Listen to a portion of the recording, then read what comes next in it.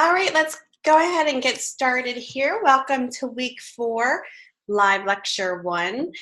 We are pretty much wrapping things up for this week. So we have a lot of things to kind of do before final presentation. So we have a lot to talk about today. I mean, it's not overwhelming, but some things to discuss. A lot of you guys, I noticed, did not submit your assessment 3 as of yet, so please, please, please do that as soon as possible. I did go last night throughout all the late submissions and graded all of those, so if you submitted after midnight last night Eastern Standard Time, I probably won't get to that until probably today or tomorrow. So please, please, please, get that in as soon as possible so I can give you the feedback needed to go forward this week. So pretty much what we're going to be doing this week is we're going to be focusing on, revising your past pieces and also creating your trade booth design. And in week 3, you kind of started that process with your sketches. So we are going forward with the strongest concept of your trade show booth and choosing that strongest visual concept to go forward for your your assignment 4. Your assessment 4, we will be going over on Thursday for your final lecture, and that pretty much is setting up all of your pieces for presentation. So don't miss that in the lecture. If you cannot make it live, definitely listen to the recording for important information. All right, so let's get started here. Welcome again. Some of the announcements today, just our main topics that we're going to talk about in this lecture is tracking the effectiveness of a campaign. You guys will be discussing this in discussion 4. A lot of you guys got started on this, which is great. It's really cool to see brand campaigns that have succeeded, became very effective, and then ones that failed completely, and just to see why they worked and why they didn't work. So that's pretty much what you guys are going to be focused on for your discussion. So go ahead, get that started as soon as possible. You guys need the initial post in before tomorrow, before midnight Mountain Standard Time. Don't forget, there not only is there a discussion for the final week, but there's also your career integration quiz, which is specifically focused on this class. So go ahead and answer those questions very substantially. Try to give as much detail as you can about each question given for this class. And it's 15 points added to your score, which, that can really change your grades, so make sure you're not missing out on that. We're going to take a look at your assignment 3 and assessment 3 student examples. I think it's important to see what your fellow peers are doing.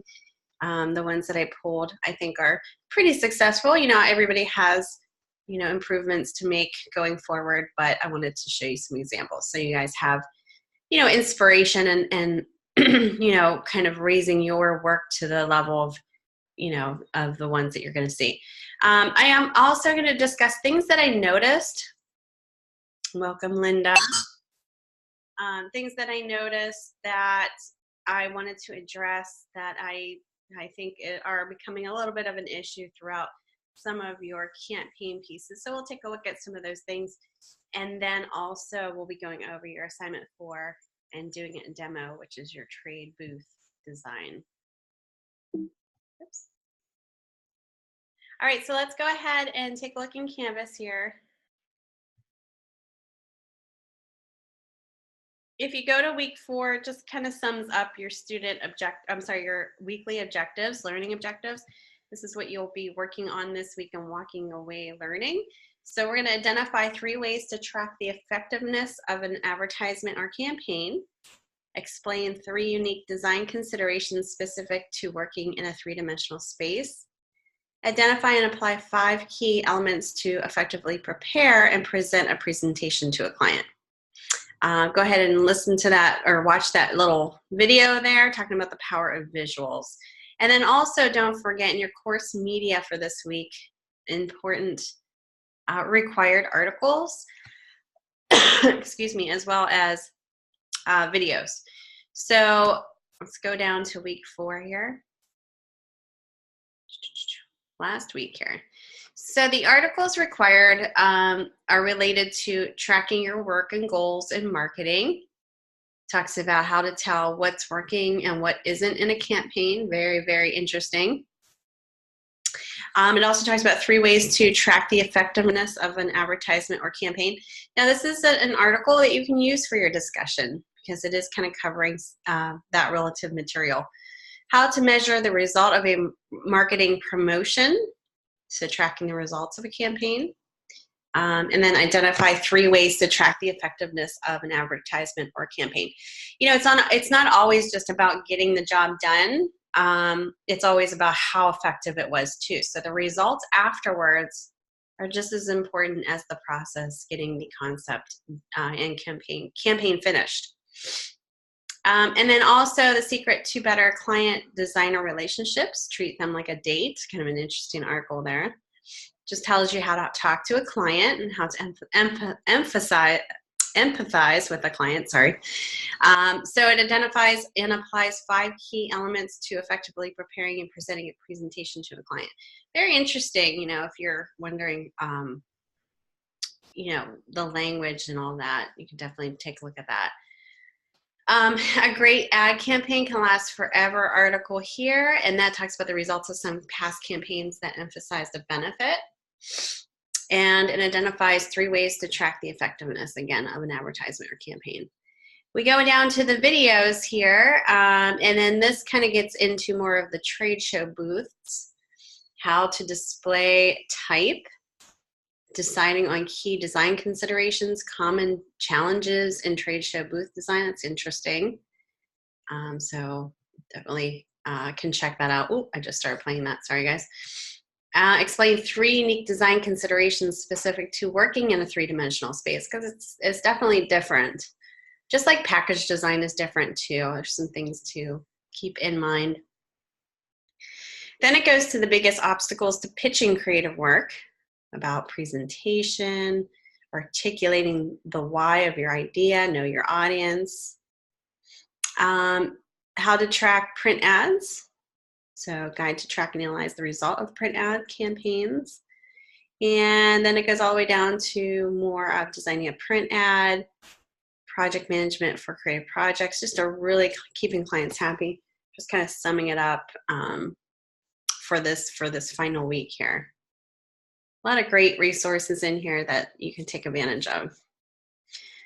Oops, sorry guys, went right to my dashboard here. I didn't mean to do them. Any questions in regards to that for week 4? Let's see here.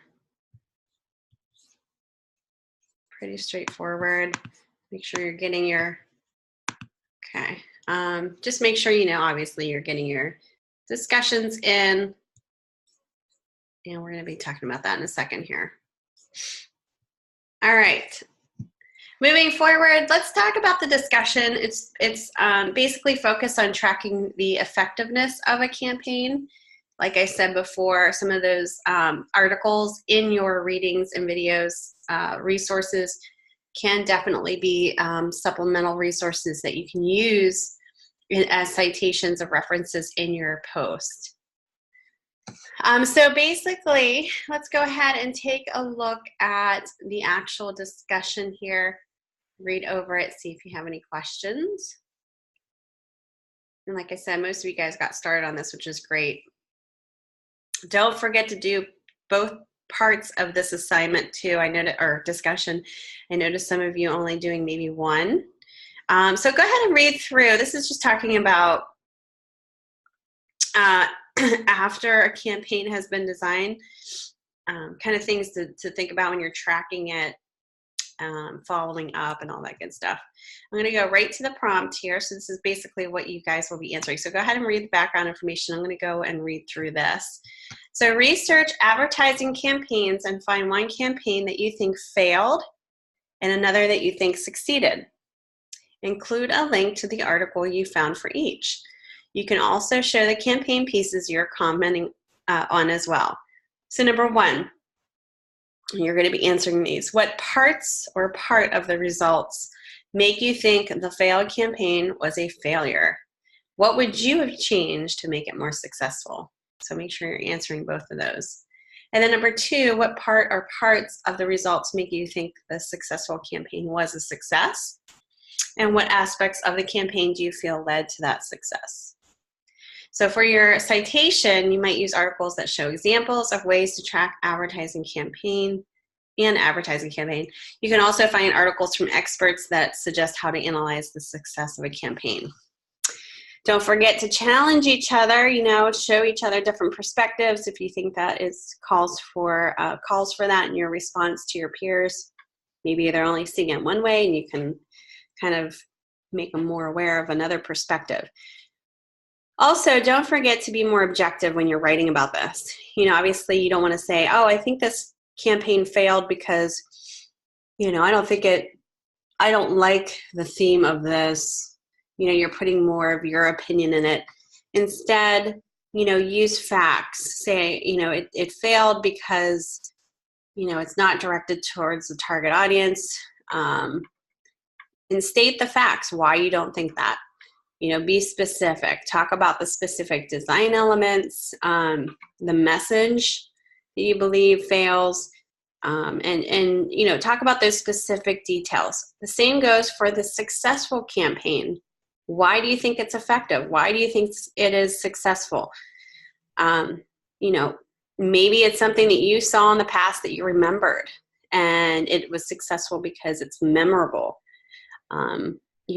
Even though a campaign, and think about it this way too, there are branding campaigns that are not maybe appropriate, but they get attention.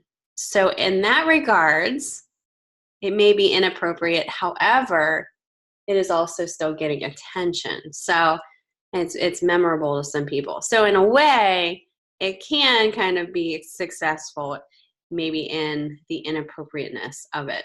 So there's kind of that scenario too. This can be kind of tricky. But just stating the facts, remember your design principles, even though it may be like a commercial that you're showing, talk about why you believe that it fails or why it succeeds.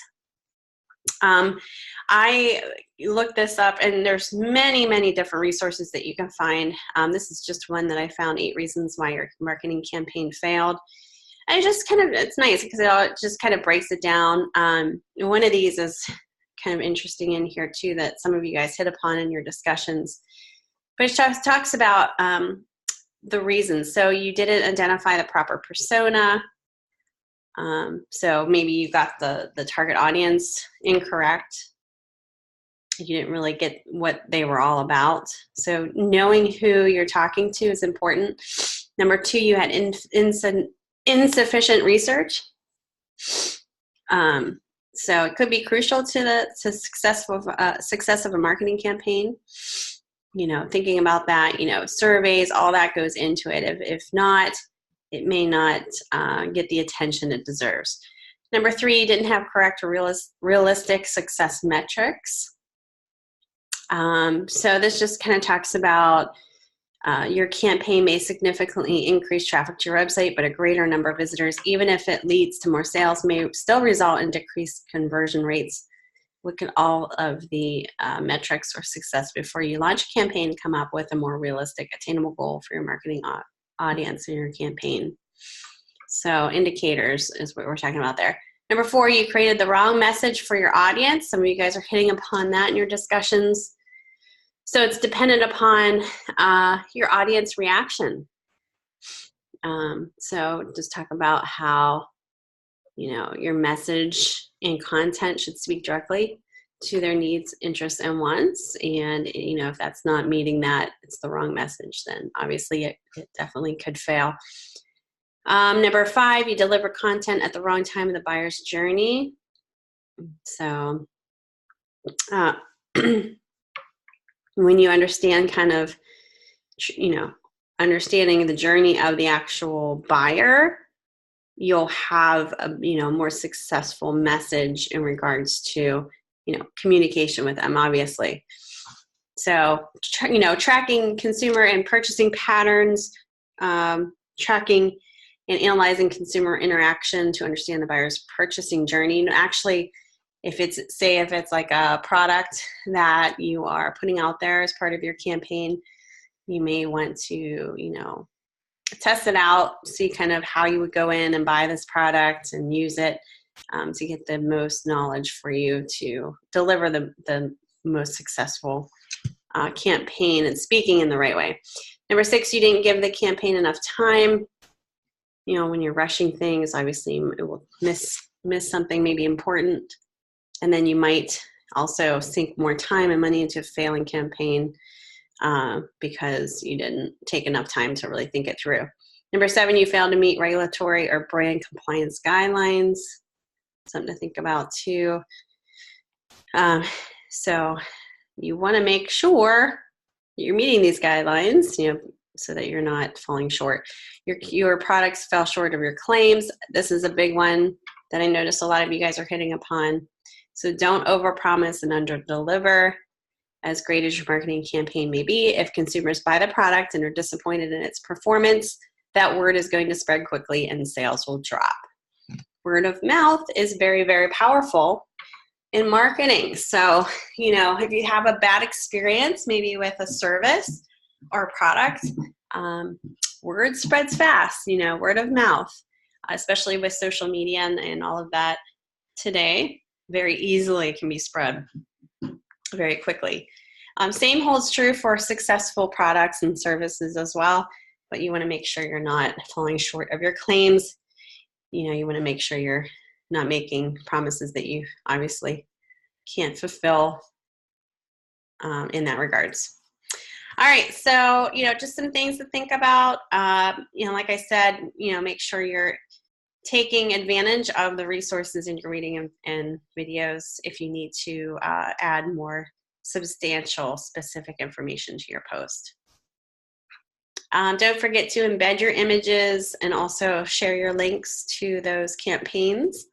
Don't forget to meet your requirements here for not only your initial posts, but also your reply posts. Any questions about your discussion? Welcome, Jennifer and Lisa. I just saw you guys pop in here. Hello. How's everybody doing today? Good morning. You guys ready for finals? How's your web class going, by the way? Oh, that's good. Awesome. Good to hear. Good to hear. I'm glad I could at least help. I hopefully helped in that situation. You're welcome. Not good, Linda. Not good. Uh-oh. Linda needs some help. All right. Well, hopefully that's going more smoothly for you. It sounds like most of you guys are. So that's good. That's a good thing. All right. Let's go forward here. Oh, okay. There you go, Jennifer. Sometimes that has to be, you have to do that. Like I said, when I took my first web class for my graduate studies, I was completely lost and frustrated and, you know, made a big difference that my instructor kind of helped me on the side as well. It makes a big difference. All right. Oh, I spelled that wrong. Sorry, guys. Assignment is spelled wrong there. I didn't notice that until now. It's been a week, and it's only Tuesday. It's only Tuesday. All right, so I will fix that in a second here. Assignment 3 and assessment 3. Let's take a look at some of your fellow peer projects for week 3. Thank you very much. Oh, there's me. Sorry, guys, I'm not quite ready to share my face here, and I accidentally hit the video button in mom mode. All right, so let me go ahead and open that darn button. It's always right by the share button here. let me open up. I have a lot of student examples. Let me open up assignment 3 here. And I just pulled, I don't know, let's see, about 11 or 12 of these to show you guys. And I thought some of these were very interesting ways of dealing with the problem. And I say problem because you guys are dealing with a problem here of this particular assignment. All right. So, you know, some of these definitely need to be pushed a little further, but I think these are great examples to show you just to see different layouts and grid structures. If you could see me. Yeah, you don't want to see me right now. I don't have any makeup on. I don't look too bad. It's just I'm not ready for camera mode here, so I apologize. All right, so I thought this was an interesting way of dealing with organizing the information. You know, sometimes we always think, you know, centering the type, how I kind of showed you in my demo, that's kind of what it should look like. But sometimes, you know, you can really kind of mix it up a little bit. These almost look like buttons in themselves. That's kind of what I liked about it. It almost looks like it could be very easily converted into maybe a kiosk screen or something. But this is a tear sheet. The only thing that, you know, I kind of suggested is pulling in some type of a headline that would sum up of what this is all about at the very bottom there by the call out, so that it's a little clear of what you're, you know, what's being shown here.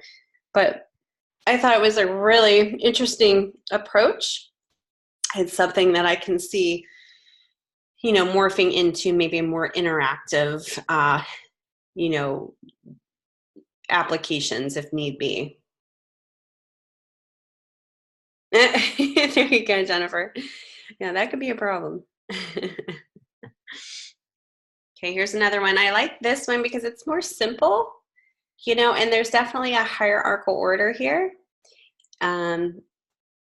There you go. Yeah. So I didn't put any names on here because I just figured I'd just throw a whole bunch on here. And if it's yours, you can kind of give yourself a little pat on the back. But I really like how this is set up. It's kind of like a 1/3 grid structure here, containing the information that's most important inside, but you kind of are pulled in by the word SMART in the headline there. Yep, I love it. I think it works really well, and it really helps the viewer know where to look first, second, third without any problems. And I think that's what's great about this one.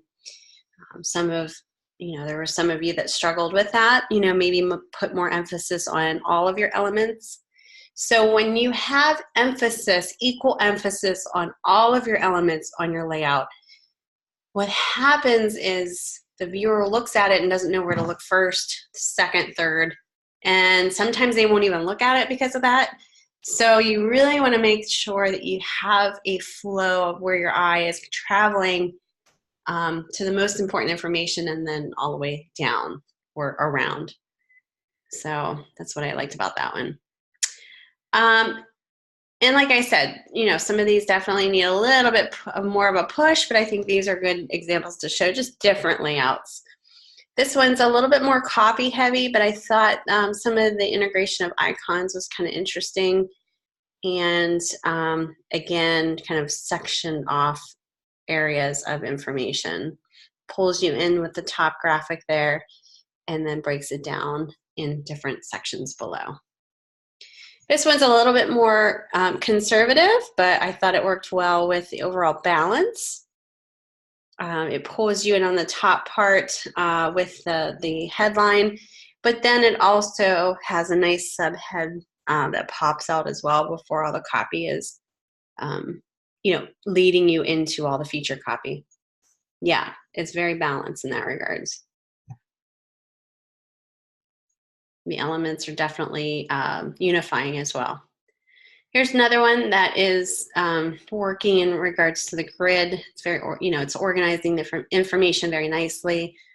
So you want to look at it and you know where to look first, second, third, and so on. Yep, there you go. Here's another one that's kind of different too.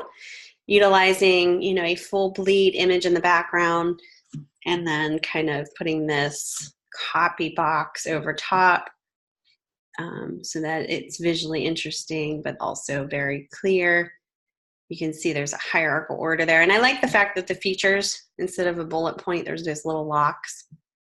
So you have a really nice little element in there that relates to what this is all about. Yeah, very cool.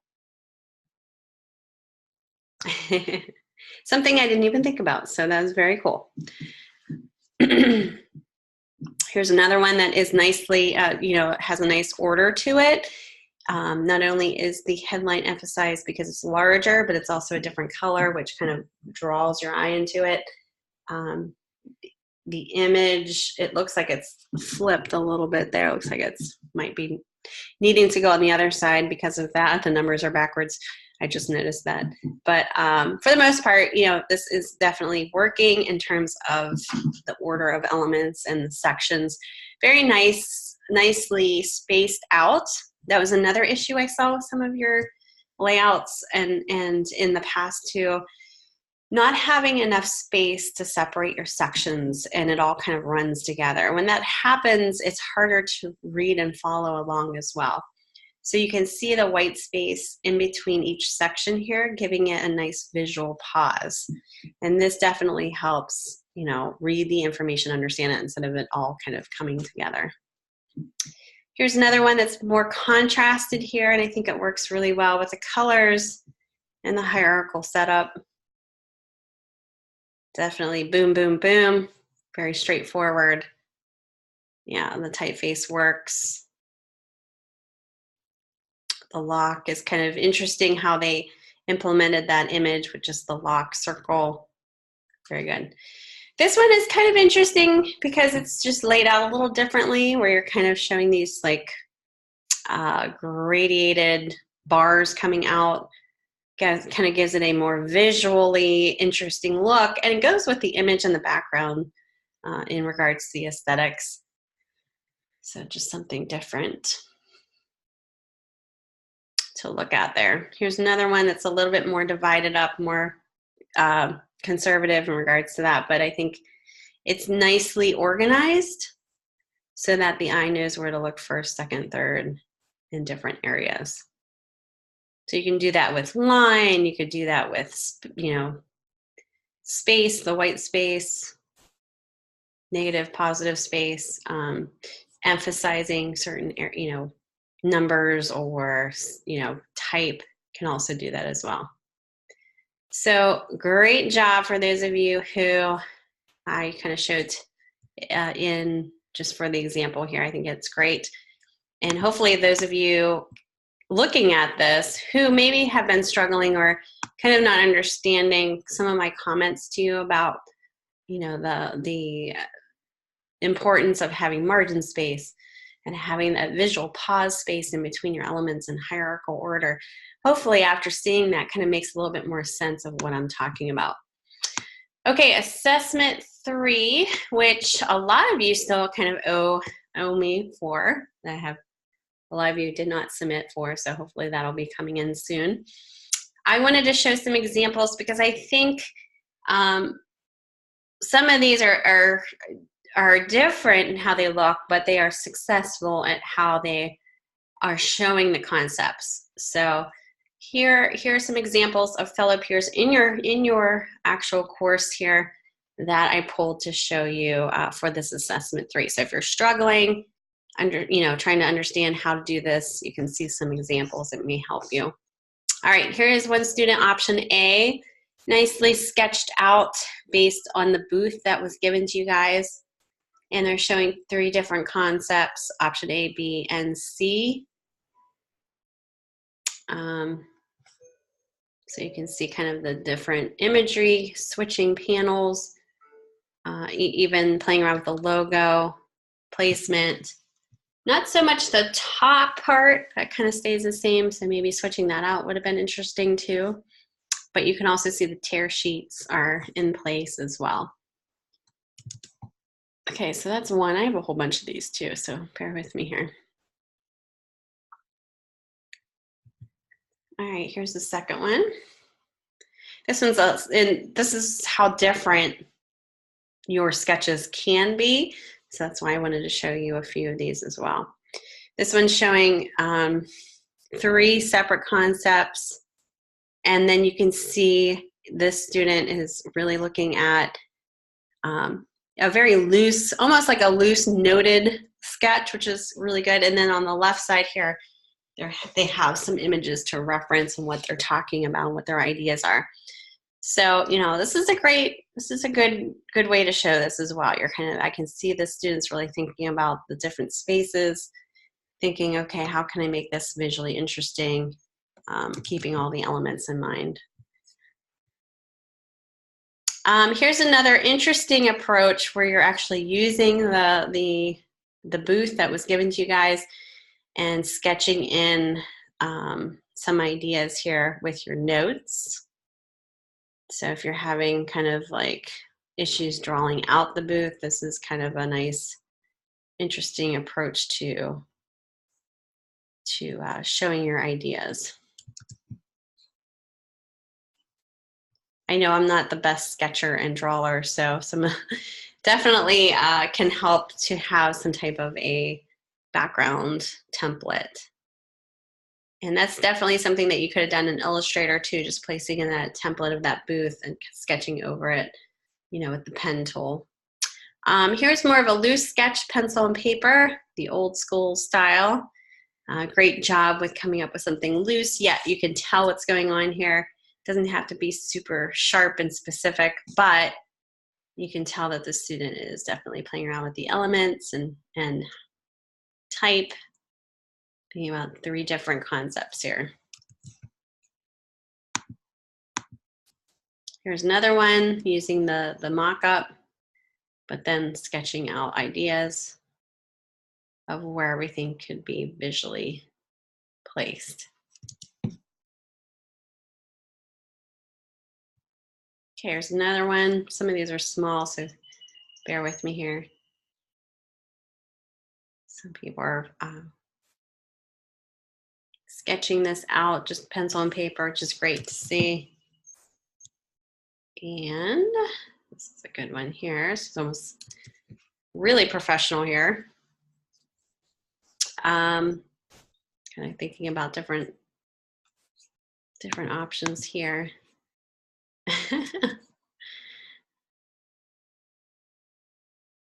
You can see kind of the TV popping into place on that one side. Very specific, very sharp and detailed. But that's why I'm showing you this, because it doesn't have to be as professional as that. You can have it as loose, you know, a looser drawing, as well as the sketches for you to understand where your concept is heading to 3 different concepts here. That one was pretty good. Let's take a look at this one. This one's a little bit more detailed and putting plants in there and lights. Kind of interesting to see that perspective. It's getting a little bit too busy there, a little hard to see. Now you are going to be going with the given booth, so just kind of make sure it's as close as possible to the booth that you were given design-wise. Another example. And then I think I have one more here.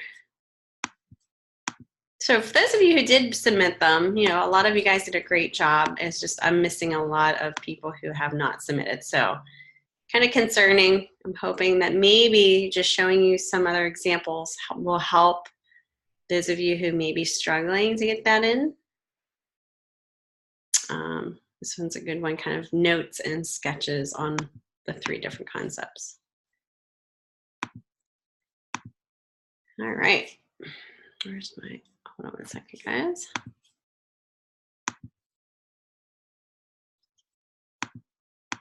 Close out of all my sketches here. So great job, and just kind of start honing in on what you believe is the strongest concept visually. You know, obviously there are more effective approaches when it comes to gaining somebody's attention at a trade show booth. So kind of keep those things in mind when you are trying to hone in on a specific concept that you believe will be more successful. Yep, no problem, Jennifer. We'll have some time after class too if you want to kind of share your work.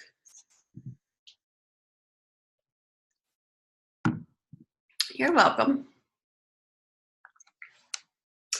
Okay, so what do you mean by that? You're not able to do the assessment over. If you got a lot of points off, say you really kind of missed the mark of a past assessment, I would be willing to look at your work again to revise, if you wanted to revise it. I just can't, do that all the time because I do have 3 sections of this class. So if everybody revised theirs, it wouldn't be fair to those of you who are turning in your work on time, because I do want to get, substantial feedback to those of you who are turning in your work on time. Yep. Oh, okay. Yep. Okay, Teresa. Did you talk to your faculty advisor about that?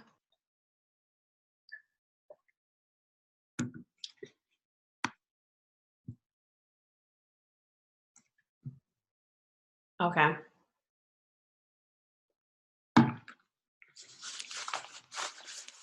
Okay. Well, kind of reach out to me later. Maybe we could discuss some options there. Maybe you can, I can give you an extension, but obviously I can't accept anything after this past Saturday because due dates for final grades are due pretty soon after Saturday. But if you think that you can get caught up, I can definitely be flexible with you. It's just kind of like the rush there. Okay. Yeah, definitely. Yeah, it's hard when you have software issues for sure. So, all right, well, keep me posted on that.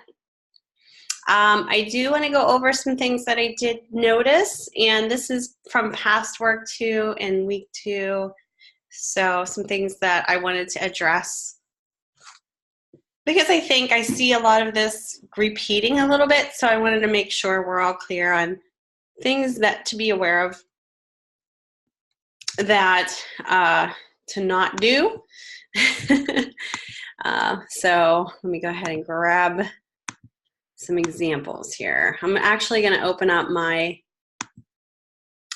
past demo ads here to show you some things that I noticed. So I'm not actually going to show somebody else's work. I'm going to do it in my own examples here. But some of you, I did kind of give you guys feedback in regards to this. So I wanted to make sure we're all clear. Okay, so I'm in Illustrator right now, and you could have designed this in Illustrator and InDesign. Either way, the process could be a little different on how you place your images, but in both programs, you want to make sure that you're not stretching or distorting your images. Why do you guys think that that's a no-no? If I were to say stretch this like that, and the logo I stretch like that. Well, I mean, it can still be very high res, clear, sharp as day, but the distortion is visible, right? Yeah, it distorts it. It looks awful. It looks unprofessional. When people see that, especially designers, it doesn't look very professional. It looks like a mistake. When you distort a logo, what happens when you distort a logo from its original shape? It's not the original, yep.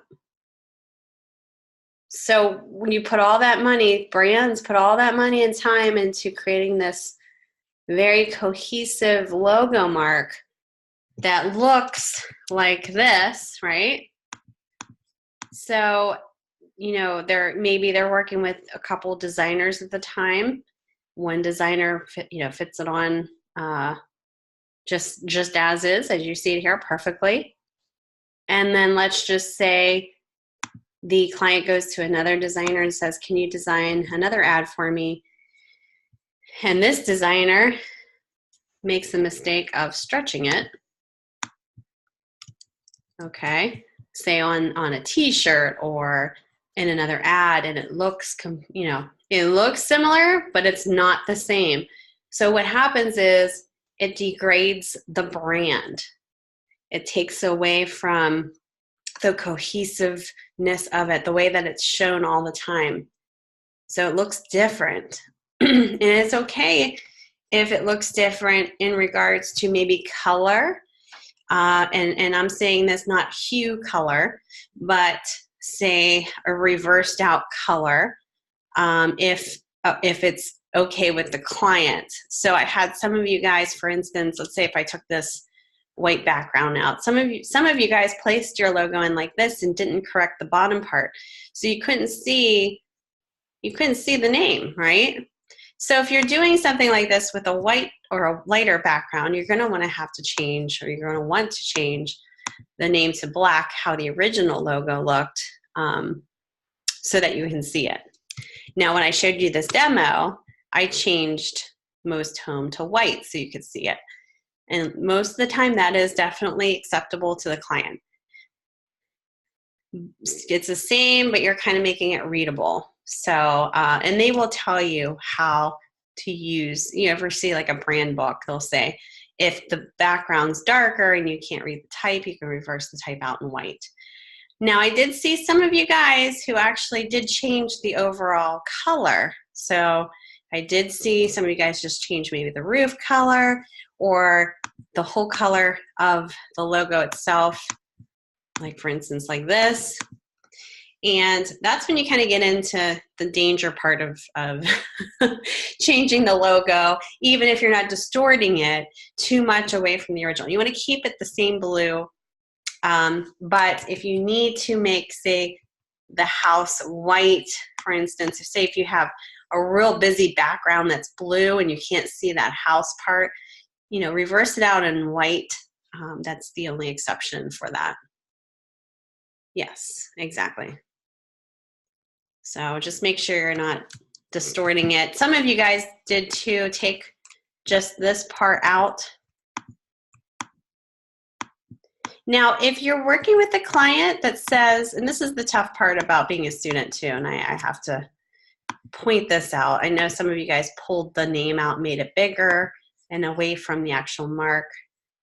Yeah, and so you want to keep it the same. Now, the tricky part is you don't really have a lot of feedback in terms of, say, I'm the client.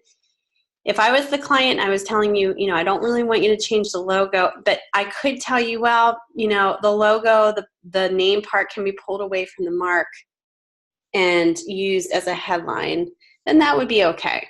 But you're not given those guidelines through your specifics of the classroom assignment, so it's a little tricky.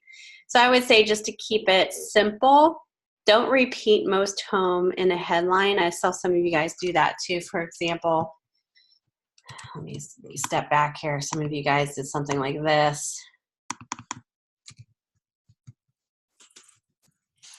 I did see this too. Oops. Where you used it almost like a headline.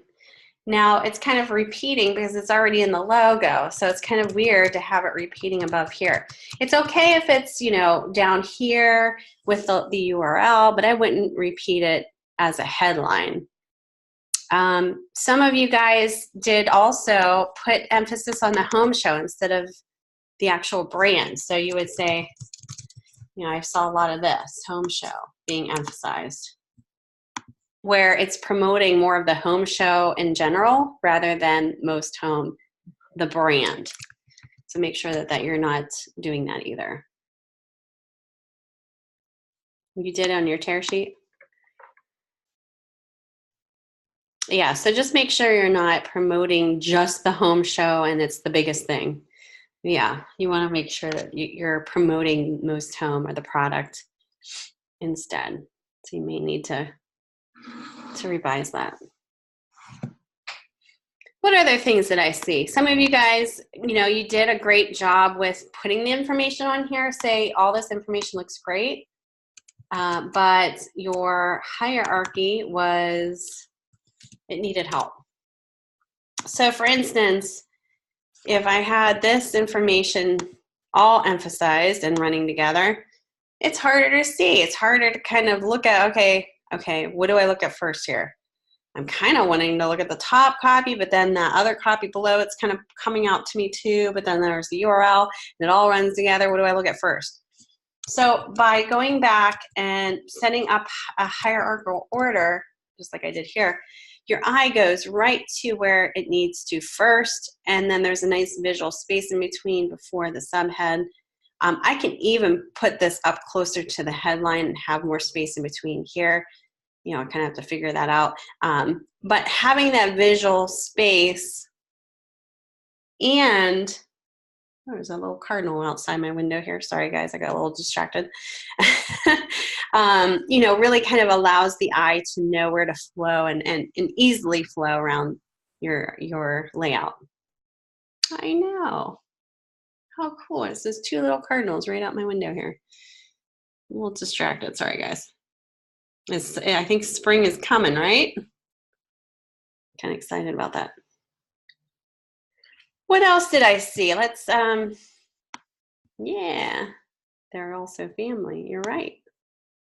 That's kind of crazy that you said that, because I don't know, I'm kind of a person that sees more into birds than what they are. Like, I think, you know, maybe a little bit more personal, but I think they have a lot to do with spirits and all that stuff. So that just might be me, but yeah.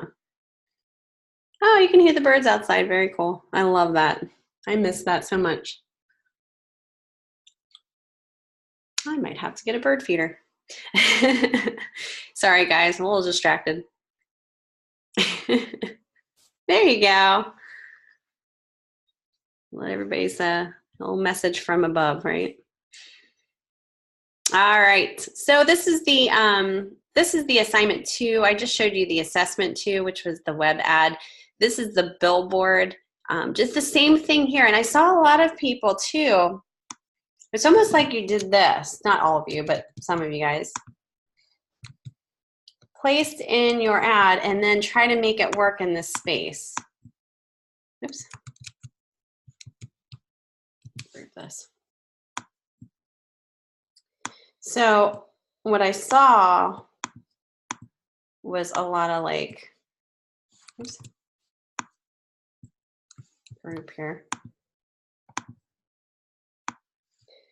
Shifting and why is this? Let me get a small here. You have the scale tool here just to make sure you know that you can uniformly scale this down if you need to. And what it's going to do is it's going to proportionally scale it down here. This is an Illustrator. But some of you guys, I noticed, it almost seemed like you were sizing it in a way, and I think it's because I have this clipped, so hold on 1 second. Let me unclip this. No, I don't.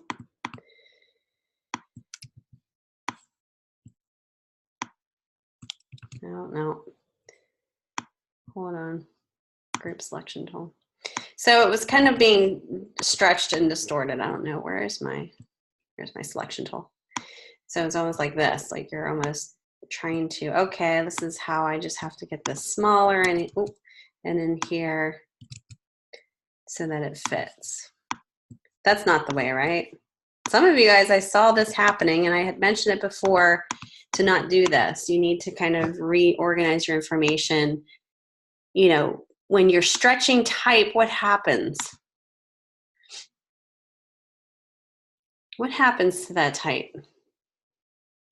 It makes it harder to read. Yeah, typography is so, you know, that's a huge no-no in typography. The letters and how they're created are for readability. You know, you're supposed to be able to see at the scale that they're at. You're not supposed to change that in any way, stretch it, distort it, or else there will be, you know, some readability issues. So don't do it that way. Make sure you're doing it in the appropriate way, how I showed you in the demo. Certain things you can copy and paste and downsize and scale it, but then you're going to have to go in and actually change the size of your type using the type tool and keep it cohesive. I saw some of you guys also, and not all of you, so don't think I'm picking on you, but some issues that I saw too were, you know, the logo was extremely large and some of your elements were too close to the trim edge. So some of you guys even had floating, and I say floating because there's no grid structure to this. Say this example here. I saw some of this. There's no alignment. There's no grid structure. So what happens is things look like they're randomly floating around the page, and again, it makes it harder to follow and harder to read. When your copy and your elements are too close to the edge where they're not purposely bleeding off, so for instance, the logo on the copy, what happens is it takes the importance away from that. The balance isn't there anymore. You don't have any space framing your elements. So I always like to tell you guys, and I don't know if I'm repeating myself, but the margin space, so see how there's a nice, very cohesive and equal margin space, top, bottom, side. That's almost like a frame around your work. And the more frame that you have, more space here, the more important that information inside becomes. Yeah, it helps the balance of it. So, you know, kind of keep that in mind as well. And I saw some of you guys, I saw some of this too, where everything was really small and maybe not so much in the right position. Like this. So, you know, you know, for a billboard, you're not going to be able to read this. There's no focal point either. Maybe the cell phone, but as far as, you know, really wanting to look at something, it's too much space. So there can be too much space too. There's no balance. The cell phone, the way that it's oriented here is looking this way. So for those of you who put it on the right side of the page, I kind of mentioned, you know, put it on the left side, switch it with your logo so that it reads, you know, it's pointing inward towards the type. It doesn't look awkward in how it's oriented. And then plus, then you have the logo as a send-off. And what I mean by that is the last thing you see. So in this regards, when I go back to the original layout, I'm kind of doing a circular design here, kind of a circular way of looking at this, which is one of the best ways to design a layout, where your eye travels left to right, maybe to the right and then down, or maybe top, bottom, and then all the way around. That's really the most wanted type of an eye flow around your page, kind of going in that circular pattern, because in an easy way, because the whole thing is being flowed very nicely together. Same thing here. Now this is the same concept where you're seeing the headline first, reading down this information, and then maybe coming up here to the end and then seeing the visual, or seeing the visual first, going to the headline. So it's that circular pattern that you're creating, the flow of the eye, that makes it easier to read and follow. So just a couple of things that I noticed that I think I needed to comment on. Some of you guys didn't have, say if you were using a quote, you didn't have the quote marks on there or a period, make sure you're putting those smart quotes on there and the period so people know that that is a quote. What else? Any other questions about that? I think that was a couple things that I really wanted to address that I did see on some of your examples.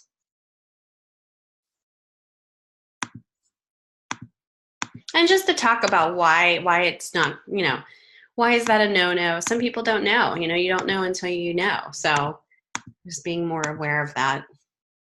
All right. Let's take a quick 5-minute break, and then we're going to get into your assignment 4.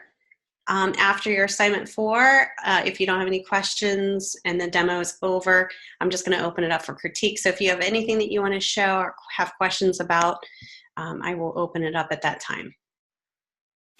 All right, see you guys back here in 5 minutes.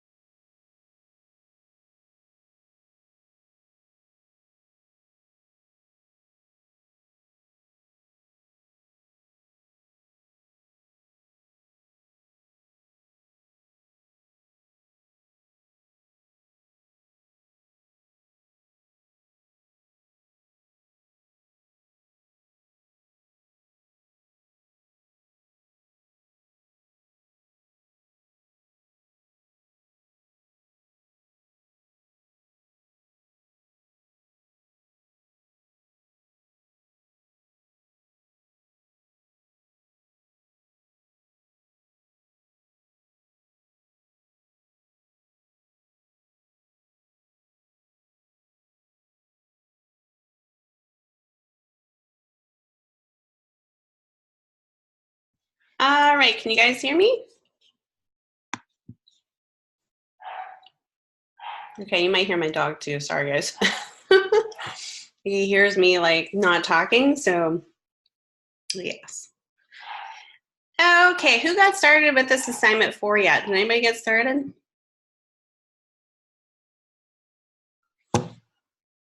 No. Are you crazy? Okay, I was just curious, see where everybody, okay. All right, well, I know my puppy wants to join in here, sorry guys, but let's take a look at your assignment 4. And let me know if you have any questions, and then I'll go forward with the demo here.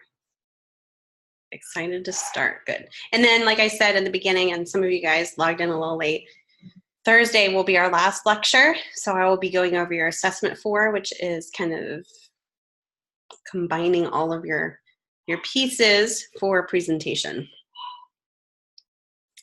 Oh, okay. Well, hopefully this will help you. All right, so basically what we're going to be doing for this assignment 4 is doing your mock-up for your trade show booth. So you went through your sketches, hopefully, honing in on the design that you think will be more successful visually.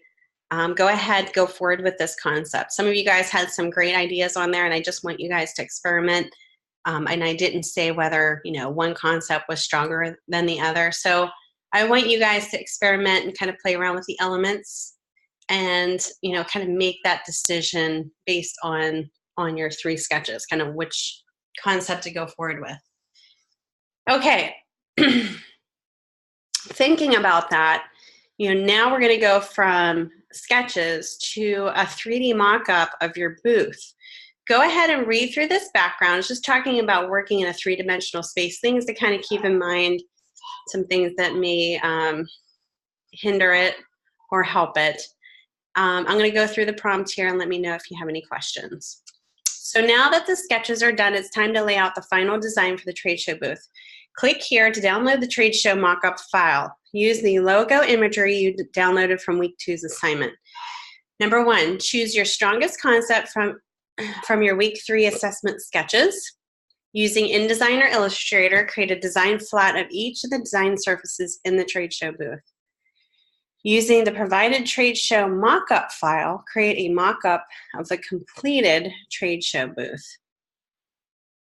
So, requirements for the final booth design are followed. A minimum of 4 surfaces must be utilized.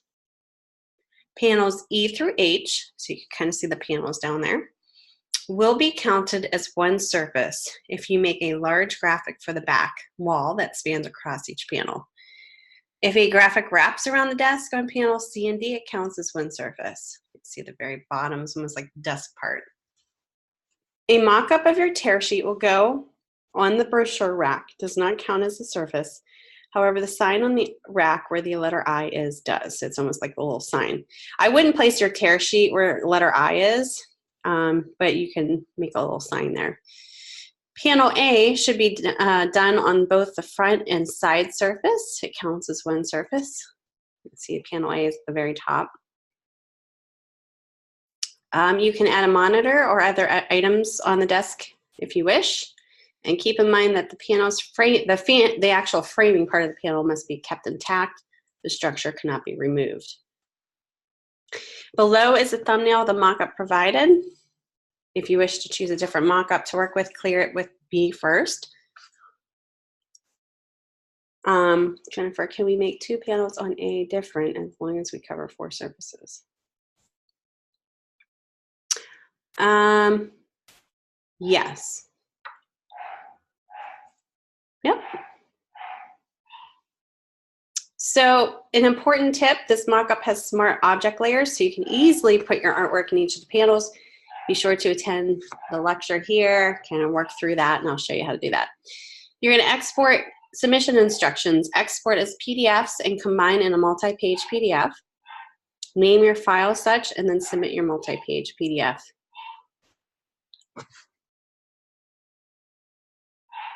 Any questions about that.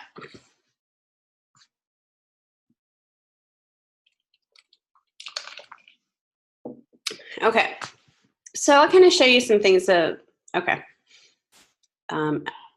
to do first to kind of get this prepped and ready here. Let me open up this mock-up. So download the mock-up. Most of you guys probably have. And open it up in Photoshop first. In the layers, make sure your layers is open. You can see that these are all smart objects because they have that little icon there on the left. So if you kind of click on that little eyeball, it's hiding the specific panels that you can manipulate. Okay, so what you're going to do is you're going to get the sizes first of each panel here. This is the background, so that's the whole thing. You're going to get the sizes. So for instance, panel A on the very top, let's do this size first. You can double click right over top of this first smart object thumbnail. Just double click. And what that's going to do is going to pop up a tab. So it's right next to the tab that you just, so here's the one we were just there, and it's going to open up this tab. And this is where you can replace either the type and or artwork here. So whatever you replace here will go right into that, that actual mock-up. Now, what I'm kind of a little bit confused about, and what I want to talk to you guys about, and not confused, I guess kind of surprised that this is explaining in this way. In the prompt it says, use InDesign or Illustrator to create a flat file of the design surfaces in the trade show booth. I think it's kind of an extra step for you guys, and I don't think you really need to do this step unless you want to. What I would suggest is just do it in Photoshop, and I'll kind of show you why I think that.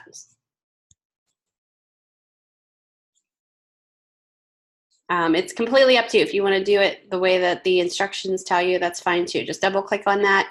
What you would need to do is go to image size, and this is the size that you're going to create panel A as your flat file in either InDesign or Illustrator.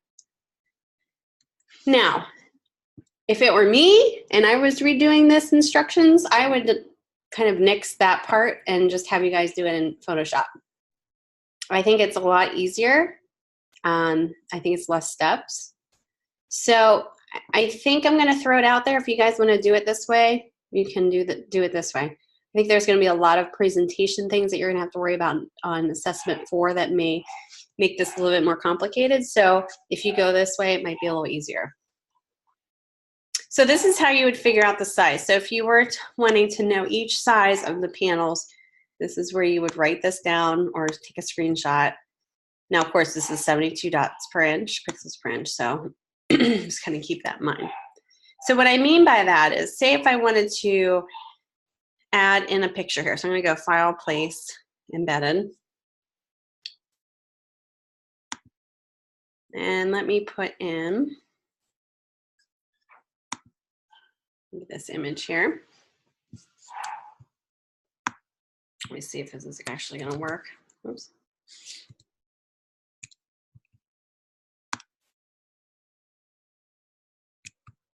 Hold on 1 second. Let me hold my shift key down here.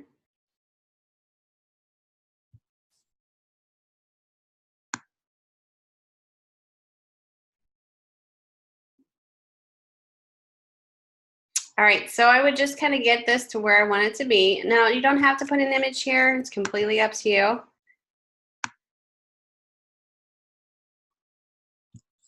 But I just placed it in here. I'm going to make a copy of this. I'm going to make it kind of go below here so I can kind of blend it a little bit. I'm going to give it a mask.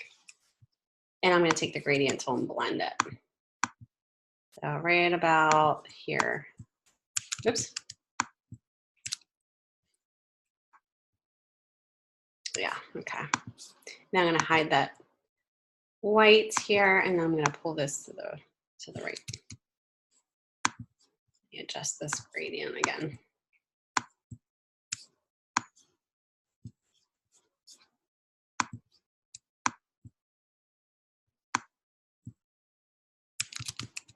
Oops. You know what? I'm going to actually, let me put this on the other one. I think this might work better if I put the mask on this one and just blend it this way. There we go. So I just put the mask on this object so I can blend it into this part. Just works a little bit better. All right, so now I'm going to make this panel, instead of red, I'm going to fill this with black. Oops, let's double click on here. So when I shift select these two layers, I can make the opacity darker. Of course, that panel has to go away. So that, you know, if I wanted to put type over top of this, that would work. The only thing now I see is obviously the lock. Oops. There we go. Just have to hide that a little bit. And push everything a little bit this way. There we go. Okay, so then I would obviously have to do the type. Now I have been going through each of my examples in my past demo. I showed you that I used those quotes from this actual home burglary facts page. So I want to use something a little different. I used the 13-second one for my billboard, and then I used the 60% of burglars use forced entry for my web ad. Tear sheet. What was my tear sheet? I don't even remember. Let me open up my tear sheet here. Do I even have that? Hold on, guys. That was from last week, right? Week 3.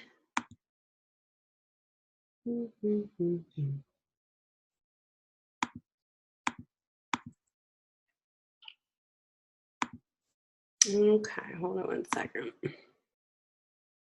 Somewhere in here. There's my tear sheet. Okay, let me open this up here. Homes with security systems. Yep, this one. Somebody answer that in here.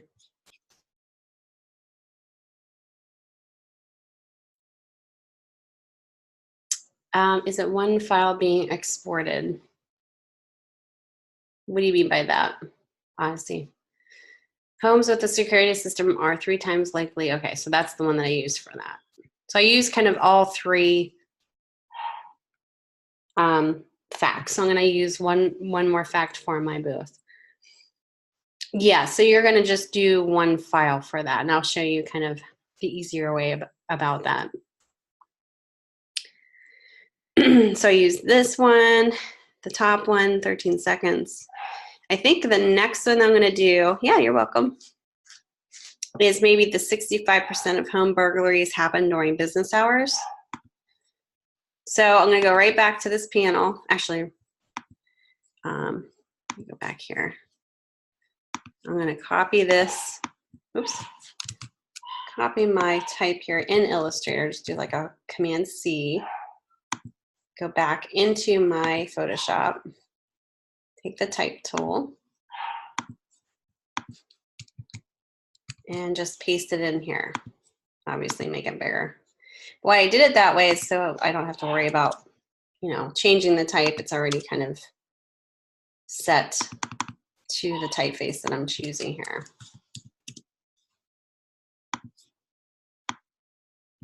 I'm going to put this above my layer so I can see it totally white. Make it a little smaller here.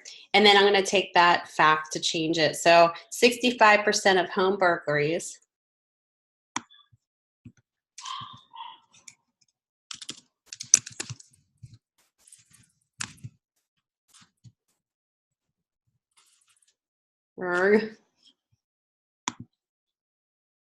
Let me see if I put it. Burglaries happen during business hours.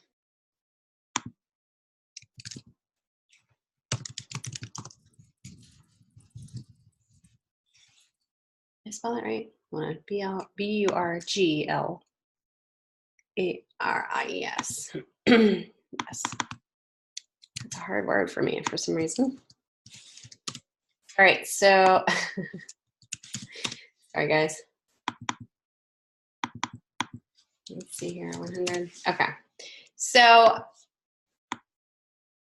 that is something that I can connect to my theme because I've been using that throughout my pieces there that I can use on this panel. I can also add the logo in here. Now I may have to change this depending on the colors.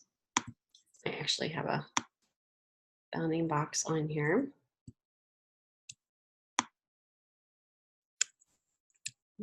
Oh, hold on one second, guys.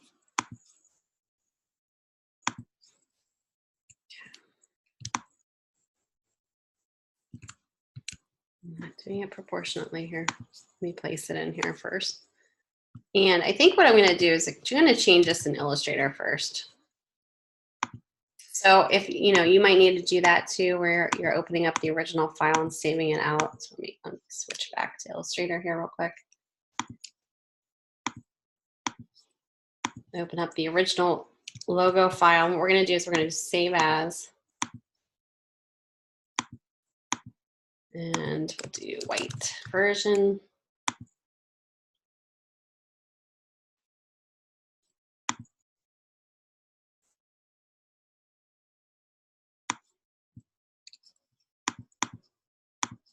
You can do all white or just be type white. I'm just going to do the type white.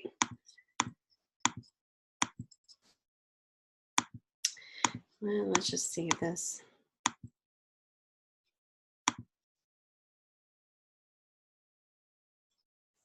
You can also save it as a ping file. Oops, export it.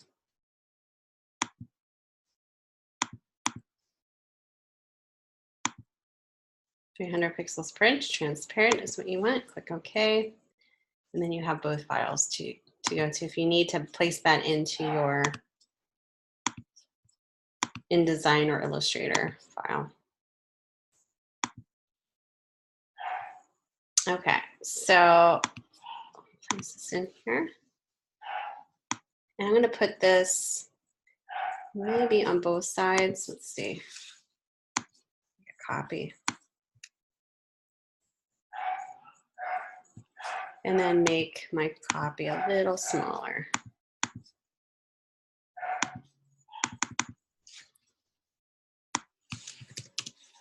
To kind of balance it out. Now I can also kind of make something more bold in my copy. You know, maybe the percentage or business hours, how they had it there. Or maybe both. Somebody's typing here. Oh, sorry guys. Thank you.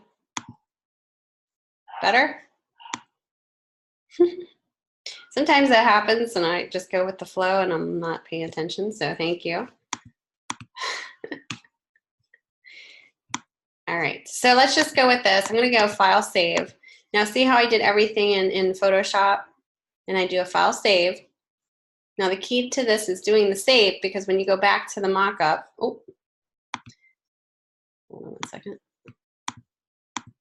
Let's get rid of this layer here.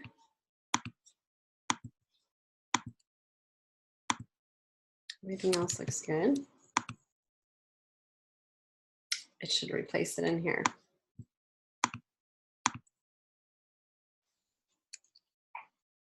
It looks a little distorted only because it is giving a perspective there, so it's skewed a little bit. But as long as you have it, you know, obviously not skewed here, it's going to put it in a perspective on your actual mockup.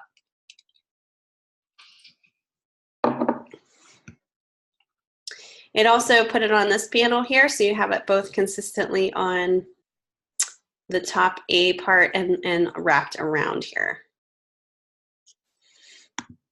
Any questions about that? How do you make them different? The A panels. I think, let me see here.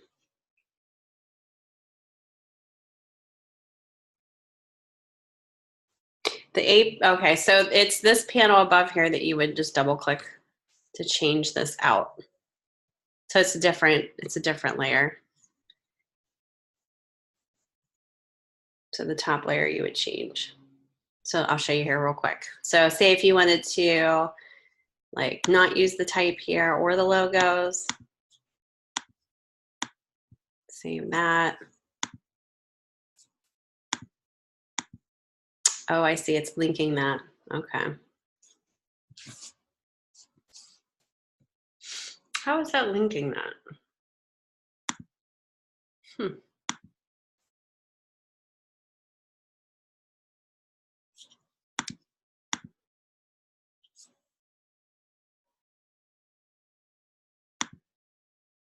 I didn't realize that those were linked. I think probably what you're gonna have to do, let me see here.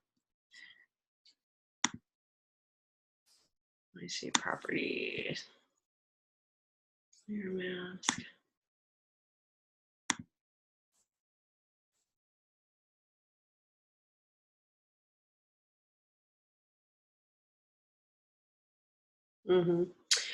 So I'll show you that in a second. These are somehow linked together, but they're on separate layers, which is kind of weird. So let me see here real quick.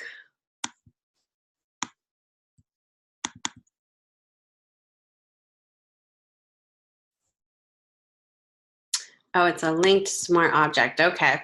So see how I just double clicked on that and I go to properties, it says linked smart object. So let's see how to unlink this. And it just might be in the layers. Let's see here. Get rid of this panel here. Yeah, in here, but it doesn't show it as a group. It's just linking it together with the actual mask. You know what I'm saying? Like if these were linked, they would show here, like I'll show you here. Link layers. They would show linked here. That's what I was looking for. The link that you see is the link from the smart object to the mask.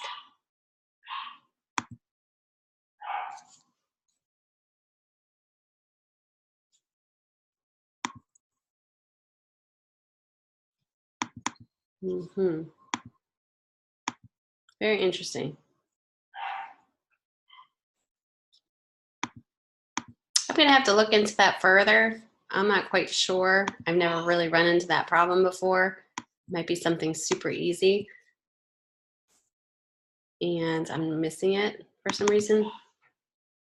I'm trying to see if I could figure out.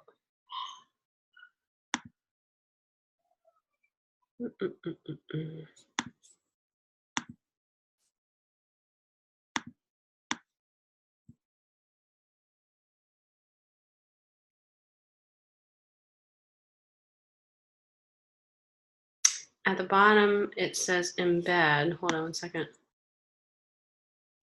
But if it isn't linked, it says convert to linked in the properties panel.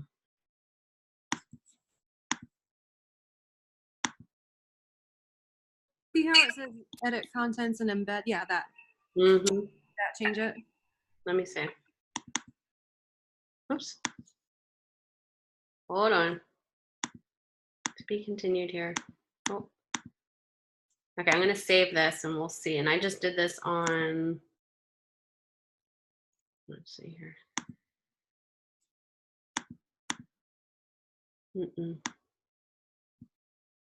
It's still changing it for both of them.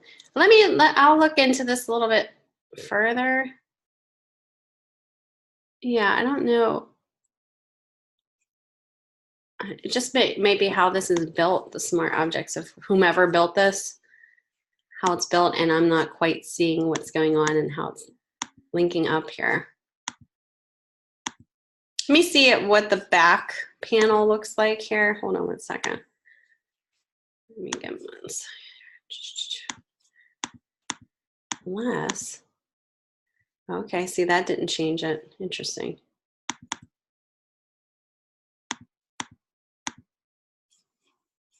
We'll figure it out here, hopefully. Yeah, let me take a look at this a little bit closer. I'm not quite sure what's going on there. Let me see how the panels are. They're separate in how you see them here. So if you wanted to do, say, like a full image across each of these, what you would do is get the size width-wise from panel E to H. So you would click on E, double click on it, image size, and you would write this number down, 2.337. And because there's 4 of them, you would get your calculator out here. Get my calculator. And add 2.337 times 4. So you would get this number. So 9.348.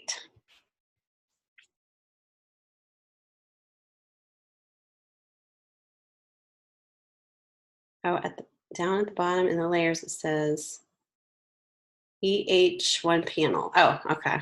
I didn't notice that either. There you go. I think that is, okay, that's the whole panel. Yep, there you go. You know what, I didn't even notice that until you said something. I was actually gonna add up all this, this together. It actually gives you a different number here too.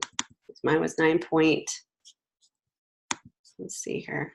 You know what, it takes in account too the, probably the structure that's given there.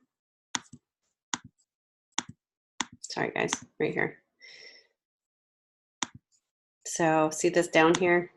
This is what you're talking about. Double click on that. This is if you were to stretch this all the way across the panel. Yeah. If you want to do the individual ones, then obviously that would be shown over here in these individual panels, which you can't see because I just showing this panel here. All right, so let's place in the linked file. I'm just going to do, let's just place in this one real quick here so I can show you.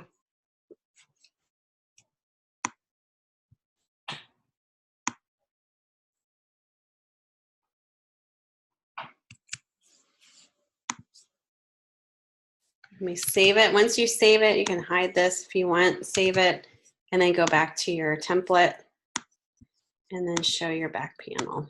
Now, obviously, you're gonna have to hide some of this stuff. Oops. But it, you know, puts it into place. So if you need to add your type too, that's the way to do it. If you want to do individual links, I'm sorry, screens, you would just double click on, say, this panel and do the same thing only with one panel. So let's say you just want to put the cell phone on this panel only. And then, like, let's say you want to just fill this with white and then maybe even add copy to this, you can. Save it. Once you save it and go back to your template, you can kind of see it pop up here.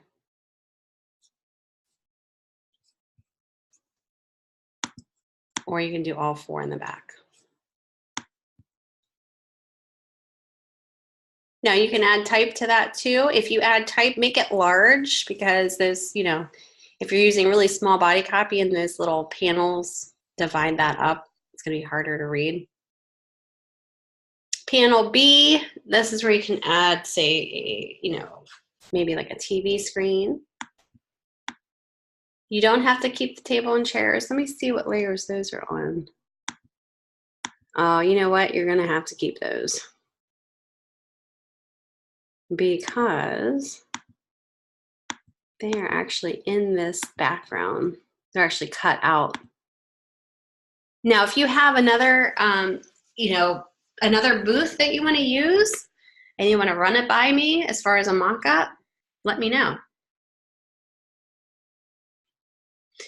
Change the chair colors. I would think you would need to go on this background layer. Let's unlock it. And you would just need to select, do like a selection, either with a pen tool or a smart I'm sorry, the magic wand tool. Hold down the shift key. You might have to actually go in and do this a little bit more detailed. I'm holding down the shift key if I want to make more than one change to this, or selection, sorry. And just keep clicking with that shift key selected.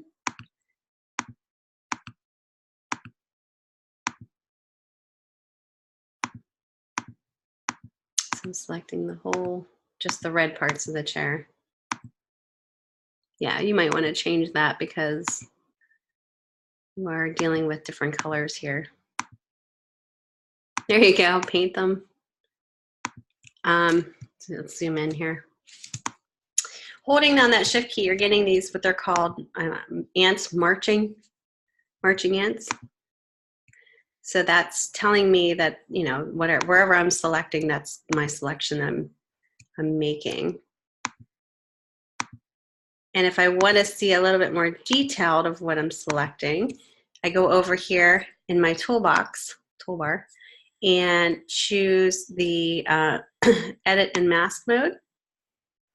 And here you can select it too. So right now, let me take my paintbrush. Oh, hold on.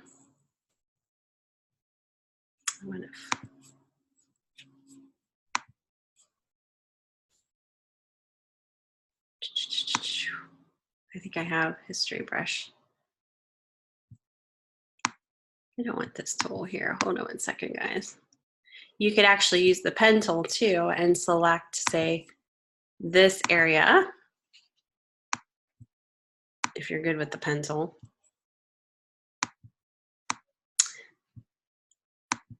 And then make it a selection. It's a little tricky. If you don't know the pen tool, might need to pull this over a little bit here. Nope, I'm using the wrong tool. Sorry guys, hold on. I need the selection, the direct select tool. And I'm zooming in.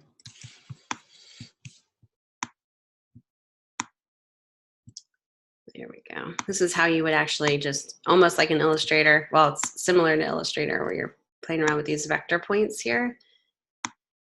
So your selection's a little bit more accurate.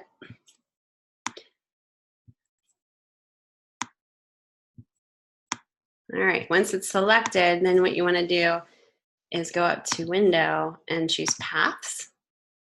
Let's get that Paths tool palette over here. And what we want to do is make a selection. So here's my working path. Just hit select. And then what we're going to do is we want to fill. Oops. We got to switch this around. So the black is in the foreground. And we got to fill it with that. And it looks like it's already selected. So it might be good here. Let me select the, nope, no, it's not. Working path again.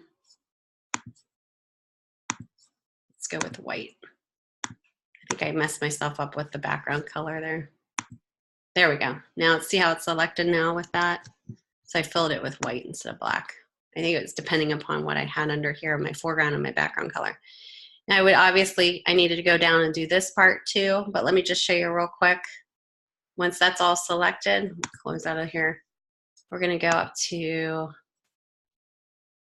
a layer and we're gonna do, actually, let me see, manage adjustments. We wanna do a new adjustment layer. So under layer, go to new adjustment layer. And we'll just go to color balance, or let's see here, color balance. Let's do color balance first. Click OK. And here is where you can actually play around with the color here. So say if you didn't want the red, you would pull the blue out, or give it more blue, less red. Let's go towards the blue end so you guys can see the actual changes being made. Now this is happening to the midtones. what you're going to do is go to the highlights, midtones, and do the same thing so that you get to the colors that you want and the shadows.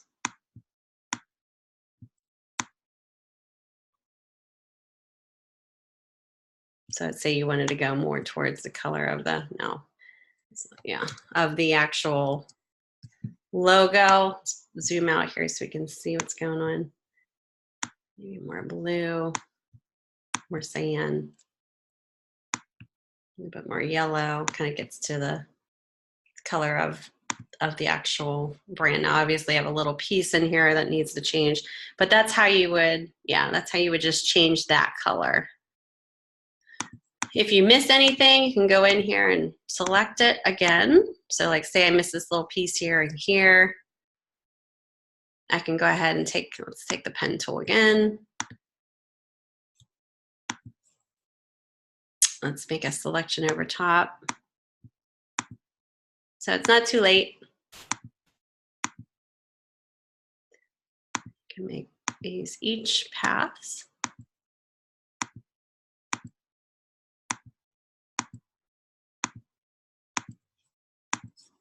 Go up to paths, and I have 3 paths here that I just did. So I'm just going to select all. I might have to do these individually here. Hold on. There we go. Fill with white. Hold on one second. I just did this incorrect. Hold on. We want to do the selection here. I skipped a step. And then go up to layer, new adjustment layer. It's a little easier when you select all the pieces from the start so that you're not doing individual pieces like I'm doing here.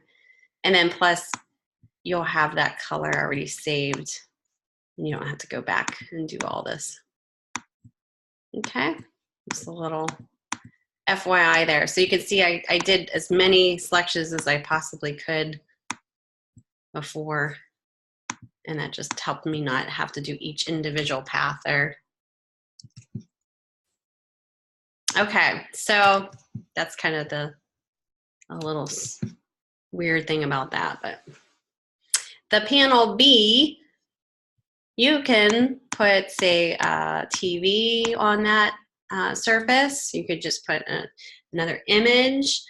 Go back, look at your pieces that you did. So I'm going to go back and look at the web ad, the tear sheet, the billboard.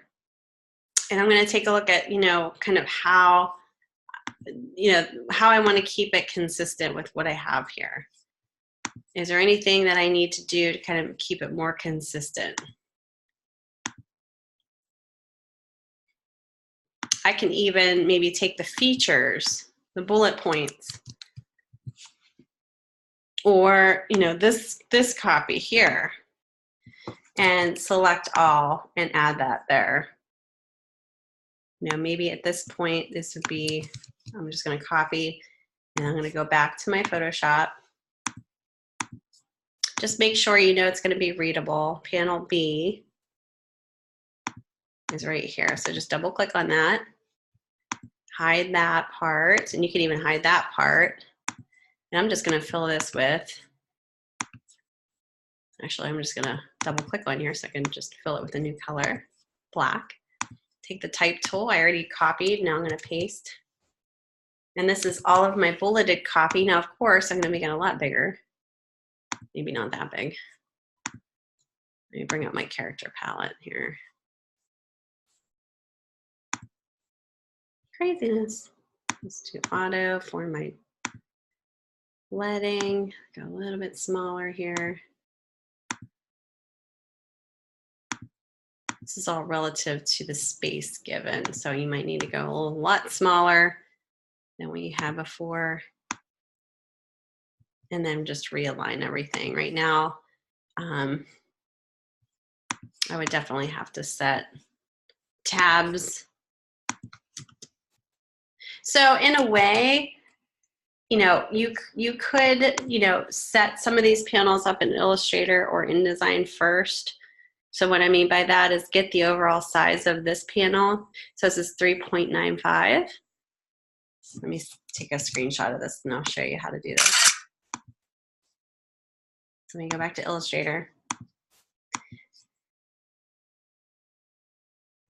So I'm going to do a new, hold on. I know I'm not sharing my screen here. Hold on. Where am I? Where am I? Here we go. Go back into Illustrator, and you could do this for every panel if it's easier. And this is kind of how it was explained in the instructions too. I just thought it may be just easier to do it in Photoshop because you're already in there. But for aligning type, it may be easier to do it in this way. So if you're doing a lot of copy. All right, so 3.95, this is that panel that I was referring to, 3.663. And I think this is in 72 pixels per inch, so we'll just keep it at the same resolution. We're gonna fill this with black. So just go ahead and make your black square or whatever kind of background color that you have.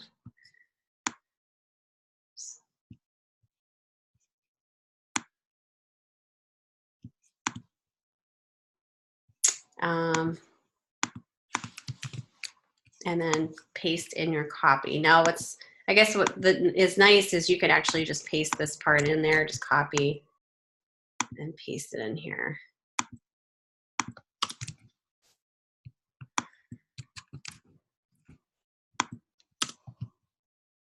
Let me make this a little bigger because I'm fighting for space here. There we go.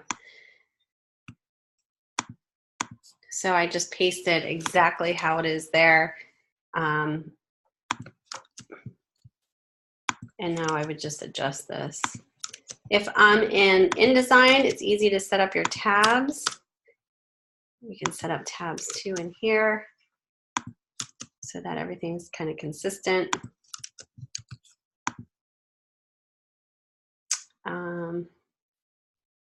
Where's my tabs at here? I always forget. It's not under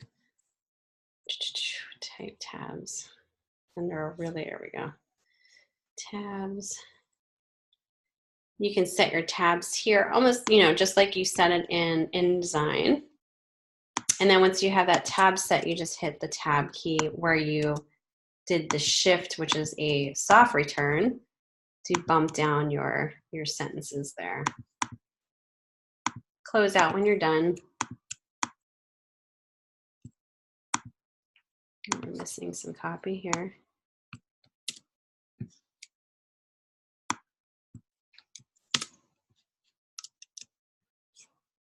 Oops.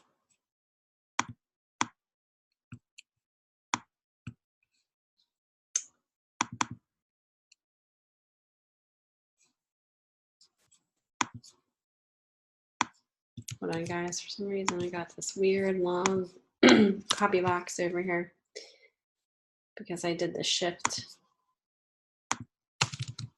There we go. See if it'll bump down. Nope, it's not bumping down for me here. Hold on. I don't want to stretch this. There we go.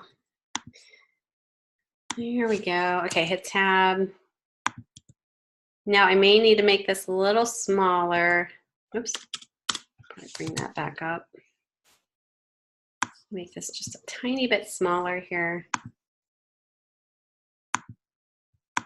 And then my leading obviously can be a little tighter.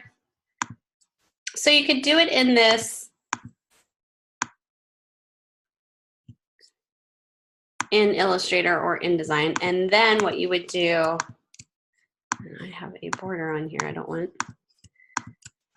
Let me center this a little bit easier here. We can do save as, and you can name this the panel that you did. So panel B is what you would name this, and we'll just name it .ai because you need the Illustrator file to edit if you need to. And then we're just going to save it as, let's let's export it as, I'm going to do a TIFF. Let's go save as a PDF. And we'll just do smallest file size, see how that goes. So you'll have each panel would be separate. It's kind of what the instructions say to do. Go back to Photoshop, go back to your mock-up. Let me get rid of this. And go File. So here, let me click on this again so you can see what I'm doing. So see where panel B is there. So you just double click on panel B, hide the type. You can hide the rectangle, it's fine. Go File, Place Embedded, or I'm sorry, Linked. I just do linked here. File, Place Linked. And panel B, PDF. Place it right in there. Looks good. And then File, Save. When you go back to your, oh, let's get rid of that. So we're not clicking on that. Let's get rid of this, all my panels.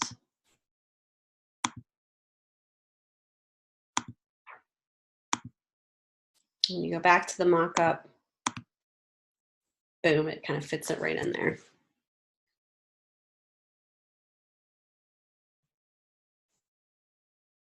Any questions about that? So you can do it in that way, you know, kind of, you'd have to do each panel separately, measure it out. That's why I was saying, you know, it might be a little easier if you just do it in Photoshop.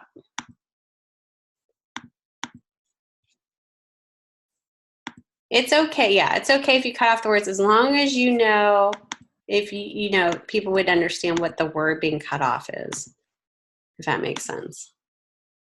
You know, sometimes it could be big enough where you still can read it. Okay, now I'm going to go and copy and paste in this words here.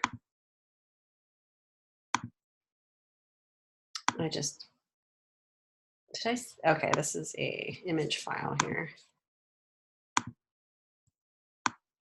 I just directly copied this, oops, from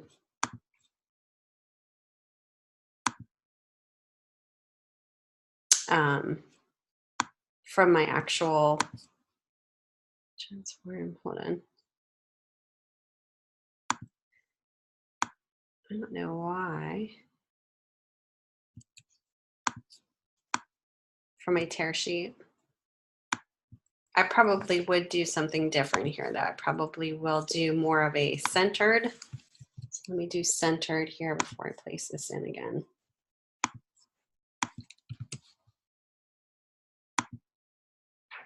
There we go.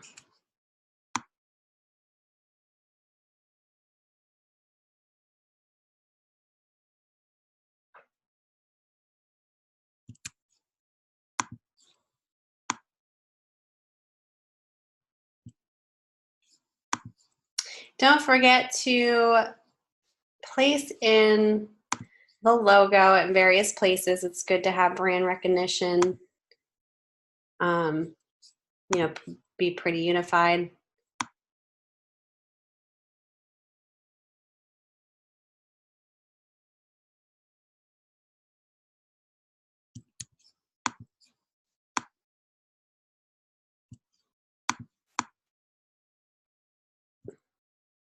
You can add, like I can add more to this too. If I wanted to add, say, you know, just a texture or something in the background, just keep that cohesiveness. I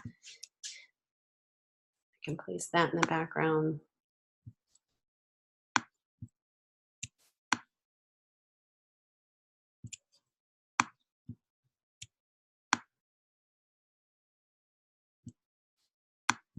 I'm just making this really big. And then I'll place it in the background, but what I'll do is I'll give it an opacity so it's not as strong in the background. And because I have a black layer behind it, it helps with that as far as making it look darker. When I'm okay with that, I'm going to click Save.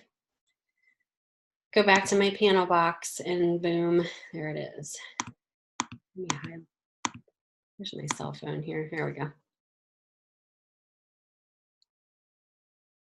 So you can see it's kind of coming together, and then I have this other panel here, which I could do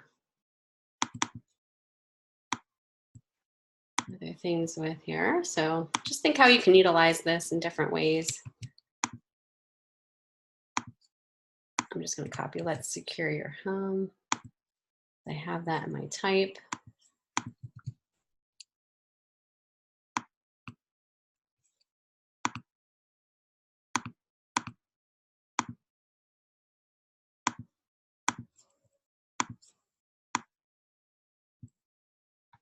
And again, you can place the logo in, or let's see, even the lock.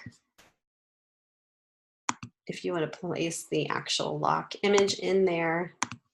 Now you might need to do some image manipulation with this because it has a white background behind it. So you might need to do some cutting out of the elements here.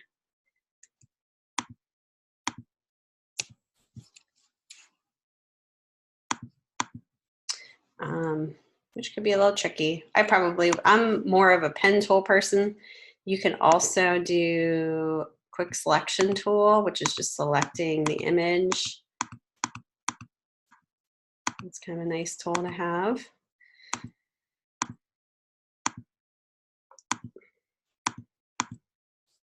And you can make it smaller by just doing your indents. I'm sorry, your brackets on your keyboard. So if you want it smaller, you go to the left bracket. As far as your brush is concerned, if you want it larger, you go to the right bracket.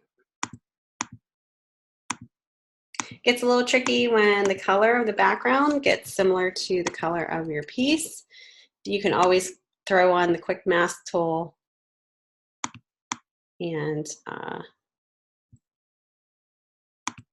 some reason my brush tool is not in here. It's driving me crazy.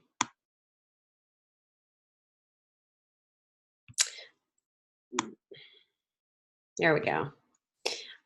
It's under the wrong area that I was looking in. All right, that's probably why.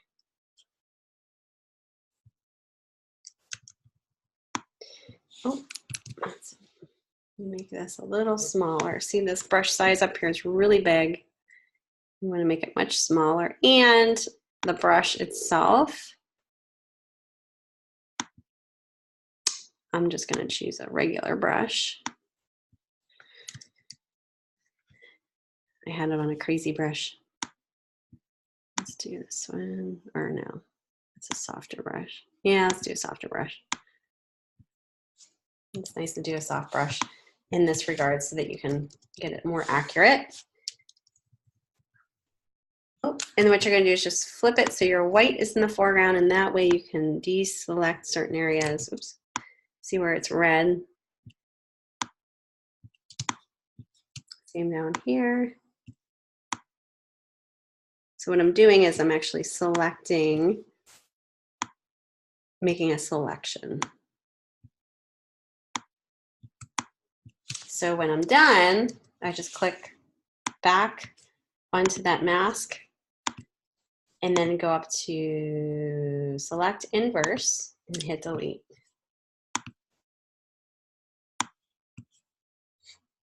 All right.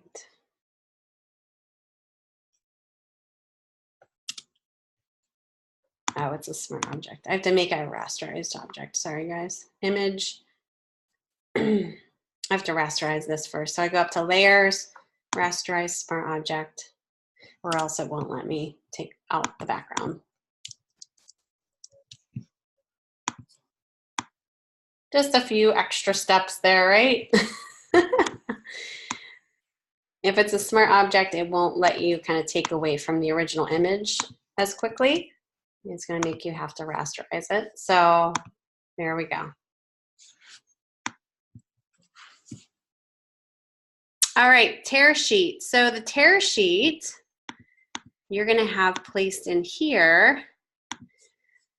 Let's take a look at how this is shown here. So this is under panel, oh, let me hide that again.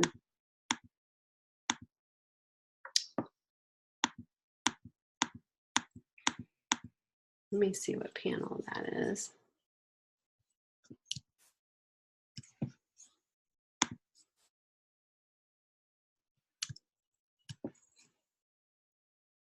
That's I. Thank you. So right here. You know, you could keep this simple because it is a sign. I wouldn't put the tear sheet there just because it's not really meant to place tear sheets into because it is a sign. Below more so, but not necessarily here.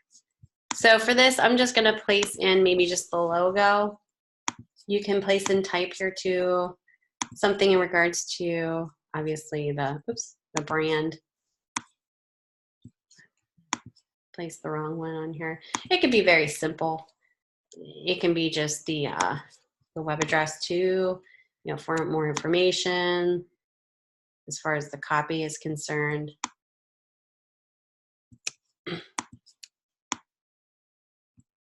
I'm just going to keep it very simple just for time's sake here.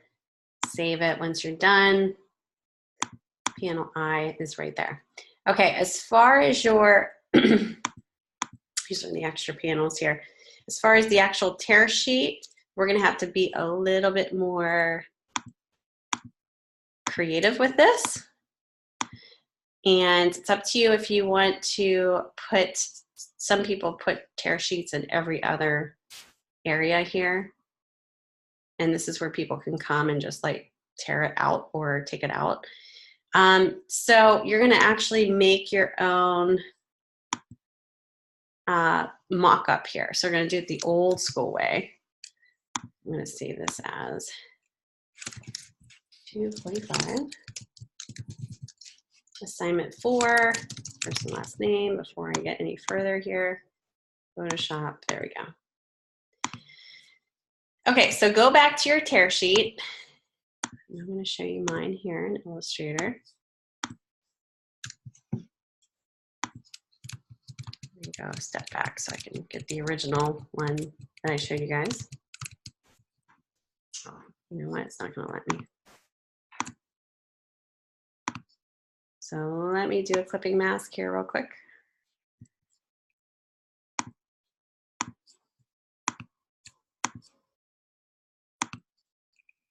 Okay, so when this is ready to go, just save it as, let's do a PDF.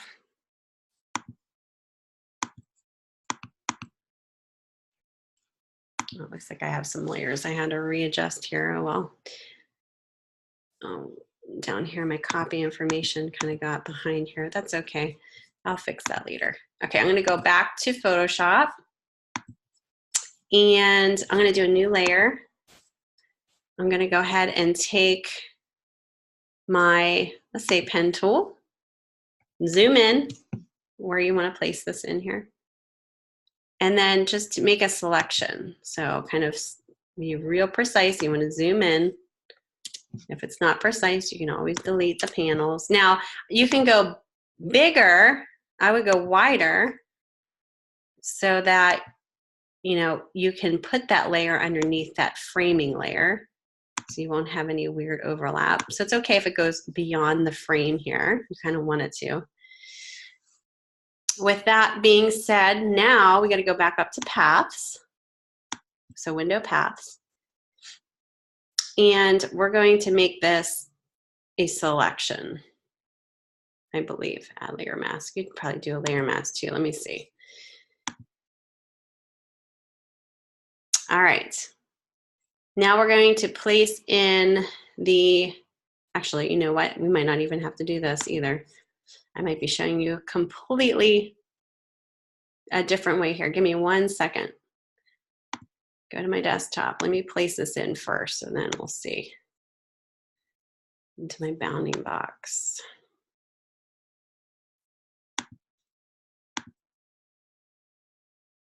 Yeah, see, this is going to be done a little differently here.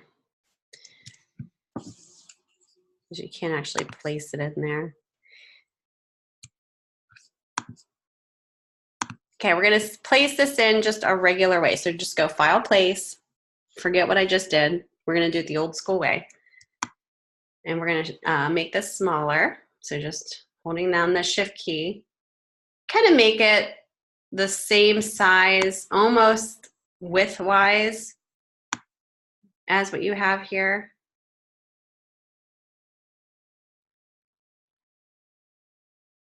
Go ahead and zoom in.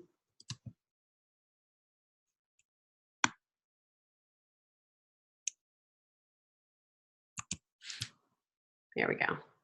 Shift and Option. You got the, there we go. So I probably make it like this. So I'm gonna kind of get it to being the same width here. Maybe a little smaller. Let's see. What isn't this snapping into my, there we go. Proportion. Okay. So I'm gonna zoom in. It's gonna be kind of pixelated. Probably not very readable because of that. I'm gonna make this, let's say the opacity is gonna be down a little bit so I can kind of see how that's layered on top of there. And then I'm gonna go to Edit, Transform. It's not gonna let me do it. Let me, I'm gonna have to raster this. Go up to Layer and make sure you rasterize this before you do this. Then go up to Layer, I'm sorry, Edit, Transform, and you want to hit, if you don't do the rasterization, it's not going to let you distort it. Now, distortion is okay if it's not super distorted, but we're going to pull these into the box here. So we're kind of skewing it so it's fitting inside this box. Now it can go a little bit above. I'm just pulling these panels up here. And then you can use your arrow tools to kind of pop it into place a little bit easier because it's a small area. So I'm trying to keep it as proportionate here as I can without skewing it too bad. Now it's going to look skewed because it's definitely in a different perspective here, and that's okay. When you get it to be like almost like this, it kind of looks good. It's a little bit over the frame.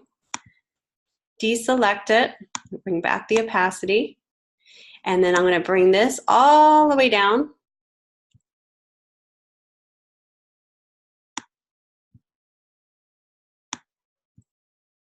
So that it is above the frame. I do want it kind of below the frame, so let me see what's kind of hiding the, what's making that? Oh, this part. Okay. So I want it kind of below the frame here. So I want to kind of pull this under here. Let me see if this. All right. So I want to put it underneath this part. Okay. So you're not going to be able to see it, and that's okay. So now at this point, go back to your layer 0. And then go ahead and trace again just over this black part with your pen tool or your selection tool. We're going to delete this section out here. Let me fix this a little bit. You can also do a layer mask as well. So we can make this like a layer mask. So I just hit the layer mask right there on this layer where the background information is.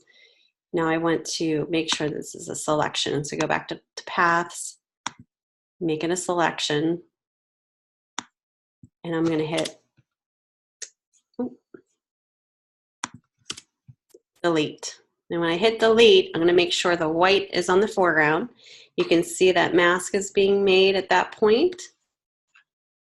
Now the only thing, because you have other, you know, your color up here is being affected, this panel is actually above my bottom panel here. So this is the panel that we're worried about affecting this layer at this point. Let me see something real quick. See if I can actually pull this back here. No, I can't.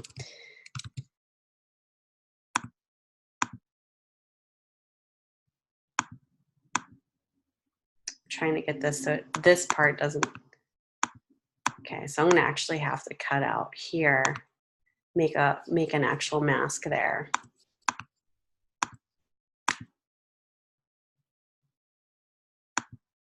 Give me 1 second. Let me see. Let me get a magic wand tool here.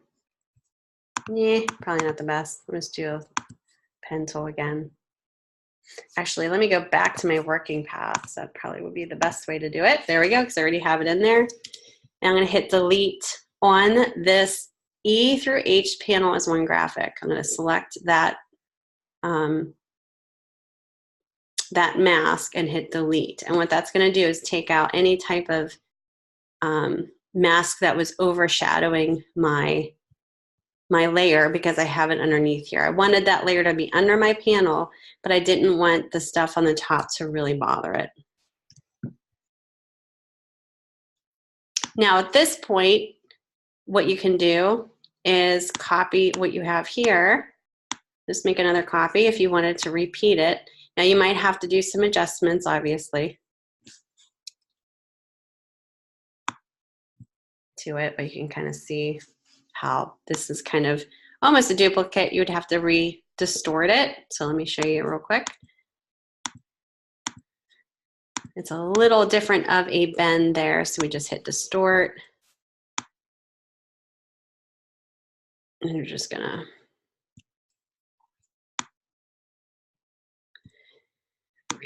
realign this here. And again, you'll just have to kind of redo what we just did so that you're not having that one layer directly affected over top. So you go to back to working path, select. Actually, we have to make a new path because this is a completely new path, which is fine. We'll just take our pen tool. Let me hide this real quick, and then we're just going to make this path.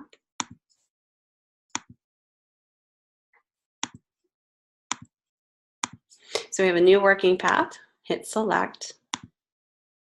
And now go back up to the EH panel one mockup and hit delete. And this might be affecting more so over here too. There we go. I might have to do the other layers as well that are affecting this, going through the opacity here.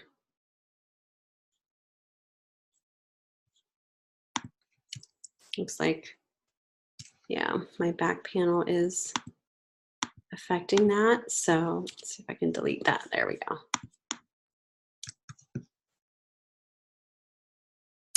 It's a little tricky because each time it steps down, it gets a little longer. So you just have to repeat that, re-distort it. It can be a little challenging, but kind of working with the layers, that's kind of what you could do. Don't forget, you can add a TV in the background. Just make sure it's in the same perspective. And when you're done, if you're doing it the way that I showed, where you're placing in everything in the actual layers itself and not going to the flat files in Illustrator, you could just save this out because it tells you here, export as PDFs and combine in a multi-page PDF. For this, if you were to do all of your layers in Photoshop, all you would need to do is just save as, I'm going to save first, and then save as a PDF. Oops. So it would be Photoshop PDF. If you, and you could do low res, that's fine, smallest file size. If you do your flat files, save those out as PDFs separately and combine them. Not too bad. A couple things I would definitely, change, but for the most part, you get the idea.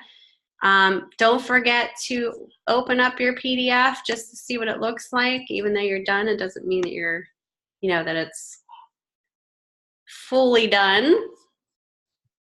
So let me share my desktop. You guys can see my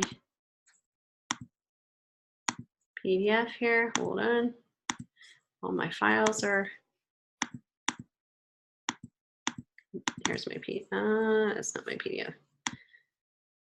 That's my, hold on guys. It's in here somewhere. There we go. Now I did do a smaller, small size PDF, so it could have some issues with resolution, but actually it doesn't look too bad. So just make sure you're opening that up before you submit it. I did want to show you guys that final example again from that other student so you kind of get an idea. And I posted this into announcements so you guys can be inspired by that too. But you can see how they completed this differently than I did using separate panels, in a different way. You can see the tear sheets. But this is basically kind of what you're going to be producing for your assessment, only the creative brief is missing. All right, so that you could see how they did the sign up here and all that good stuff. I know I kind of went into it a little bit more in detail in Photoshop, and a lot of you guys are probably like, what is she doing? So if we need to cover any of that again, maybe on Thursday, if you don't quite get kind of what I did, we can definitely do that because I did go a little fast with that. And it was a little detailed in regards to, creating your layers and all that good stuff. But so that is pretty much, I'm going to wrap it up because we're kind of over here. If I know some of you guys wanted to share your work too, we can probably look at least one here. And then what I'll do is I'll just kind of keep it a little bit more open on Thursday so you guys can, if you have questions and want to share more of your work, you can. You're welcome. All right, so I might have some time for one person. I don't know. I think Jennifer said, did Jennifer or, oh, good. Do you want to share your screen real quick and then we'll wrap it up? Okay, go ahead. Okay. Sorry it took so long to explain all that. I get into it, I understand. Okay. So, and I might have to, why'd I do that? Can I fix that? Okay.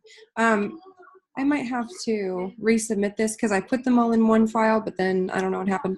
So, because when I went to look at it again, it was not all in one. So I'm going to figure out how to do that. Okay. So this is the first one that I had. Okay. I've got the same elements on all three, but I just moved them around a little bit and kind of like, fine. Yeah. Okay. So I'm going to have to do some fun stuff, making up some things for it. But basically the screen that I have, I'm sorry about all the background noise too. My kids. The screen, I've got a screen on all three. But the point of it is to have the actual smart lock there. So when you ring the doorbell, that person answers, Oh, okay. And so you could interact with the actual product too. So I think that's kind of like, that's important to me, Right. Dorian, stop. So this is the first one. I've got quotes from customers on the back wall. Stop it. And then I've got like this evolution of locks there, and like that little swoopy thing. That's going to be something that I kind of want to make myself. Mm-hmm. And then the screen is down here on the front, but I feel like that spot is a little too low, but I like that it's up front. It's a little too low. I feel like they're going to be looking at people's knees. Right. That's a struggle. What's up? I'm going to say, what if you designated, I'm trying to think, what if you placed a TV screen on top of that? Where? On top of that counter instead of having it so low. Oh, that's true. Yeah, like instead of. Mm-hmm. That would work, probably. Like a flat screen, something real simple. Yeah. Yeah. And then You have could have it, yeah, and like maybe the bottom part is the shape of a door, like the bottom half of a door. Oh, that'd be cute. You know what I mean? Like, or a doorstep, so you can see like your feet are being shown there, you know, standing there. I could do that. That would be Okay, that looks good though. I think I like that direction for sure. I think you did upload this and it was only the one concept, like you said, there wasn't the two. okay. Yeah. Like the way that I've learned how to do it, for some reason it's not doing it now. So I'll figure it out and resubmit it. I'm sorry. That's okay. No, it's okay. Okay. So then the second one, I've got the screen on that back wall here, and then just cute, like I put a bunch of back here, Okay. backs and quotes. And I don't love the screen back there because I want it to be interactive, and then it kind of corners the customer, you know, like if I go back there and behind the desk and then with the chair and table there, now it's like, oh, it's going to be a Unless struggle. it's more aesthetics and not like details that are being like a slideshow of like images or something. Right. But I wanted it to be an interactive thing. And that was kind of like the whole point to have the screen was to like, you ring the doorbell and then someone talks to you like this is the real product in real time. You get to experience it and ask questions, and someone is somewhere else and is answering them for you. Yeah. So I think that that's like a cool feature and would really draw people in. Yeah. But I mean, okay. So that one though, I like, you know, I kind of showed sort of where the images would be and things like that, but I've got my big quote at the top and then that like graphic in the back. Right. No, I like that. It's definitely interesting. And I agree with you about if you want the TV to be a main thing in interactivity, it's probably not the best position. Maybe Right. just for aesthetics, I would think. So, Yeah. you know, just flashing the logo and like some simple Right. imagery where you're not reading into it too much is where that Right. would actually work in that spot. That's my problem is I get a little too like in depth with it. No, that's good. You're thinking further into it, which is great. So so this is my third one and I kind of wanted it. I only had brown. I don't know why I lost black somewhere. um, but it's supposed to be, you know, show like, okay, I've got one wall of color and the rest is kind of that darker because that's how my theme actually was. And then the logo lights up. And see, like I put the most tone was going to be where that kind of equal sign is, you know, but because, you know, we don't want to modify the logo, now I have to edit that. But that's okay. This one, that's where my quote is, and then evolution of locks. And then back here, though, I put 4 screens, so 4 different people can be interacting with the product at the same time, and then do quotes down here, real big, underneath. So I liked this one the best because you could have a lot of people interacting at the same time, and so this is the one that I chose when I did the little essay. But with the table and chairs there, I don't know. Yeah, you can't utilize that space as well. Yeah. What if you just, instead of screens, what if you just put like little cell phones that you can interact with on like a little shelf? I could do that. Yeah. You know, something, or yeah, let me look to see if I can find any other trade show booth. I didn't even look to see if I had any other different trade show booth mock-ups. If I find any that, you know, I think you guys can utilize, I'll post that to announcements so that you guys can have a link to it. I'm not sure what's out there. I'll have to look. Okay. But I like this idea, and I like the first idea with the whole door thing. I'm just not sure Yeah, the moving that. position of that. Yeah. Unless you did that whole door kind of on the back panel where it's a full door, and then did like a house background and then did your screen, like you said, like your interactive screens Yeah. or cell phones. I'm trying to think like what, you know, how to convey that there. I don't know. I think having the person like play around with the actual app on a cell phone might be kind of interesting, you know, so that could be an approach too. But definitely 1 and 2. I like or 1 and 3. I like the second one, but I think.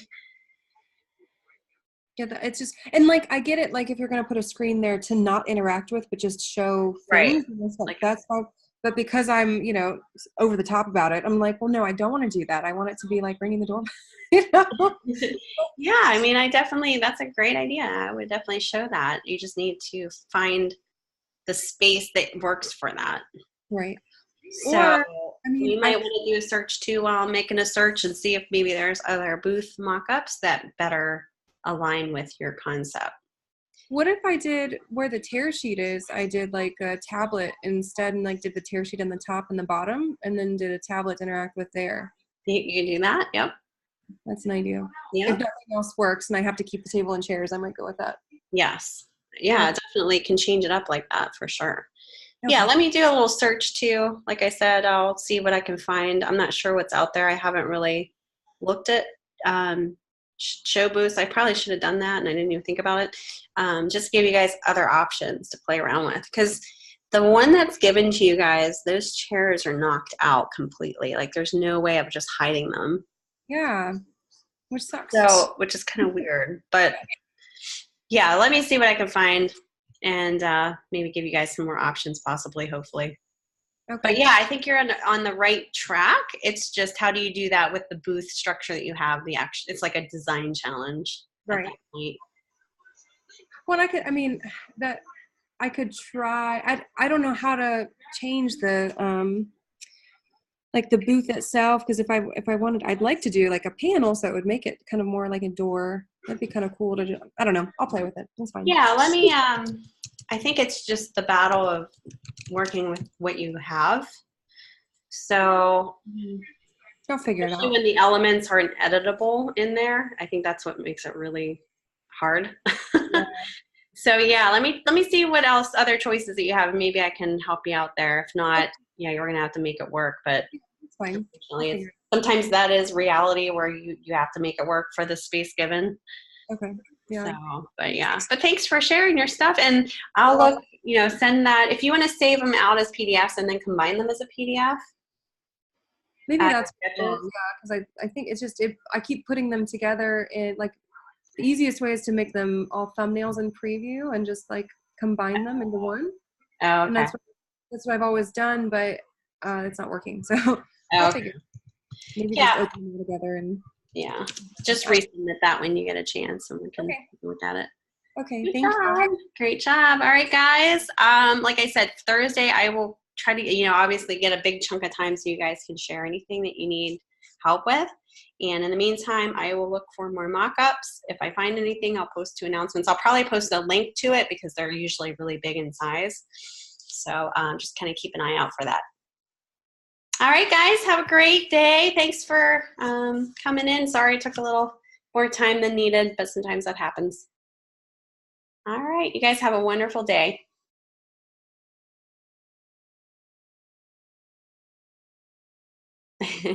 Bye, guys.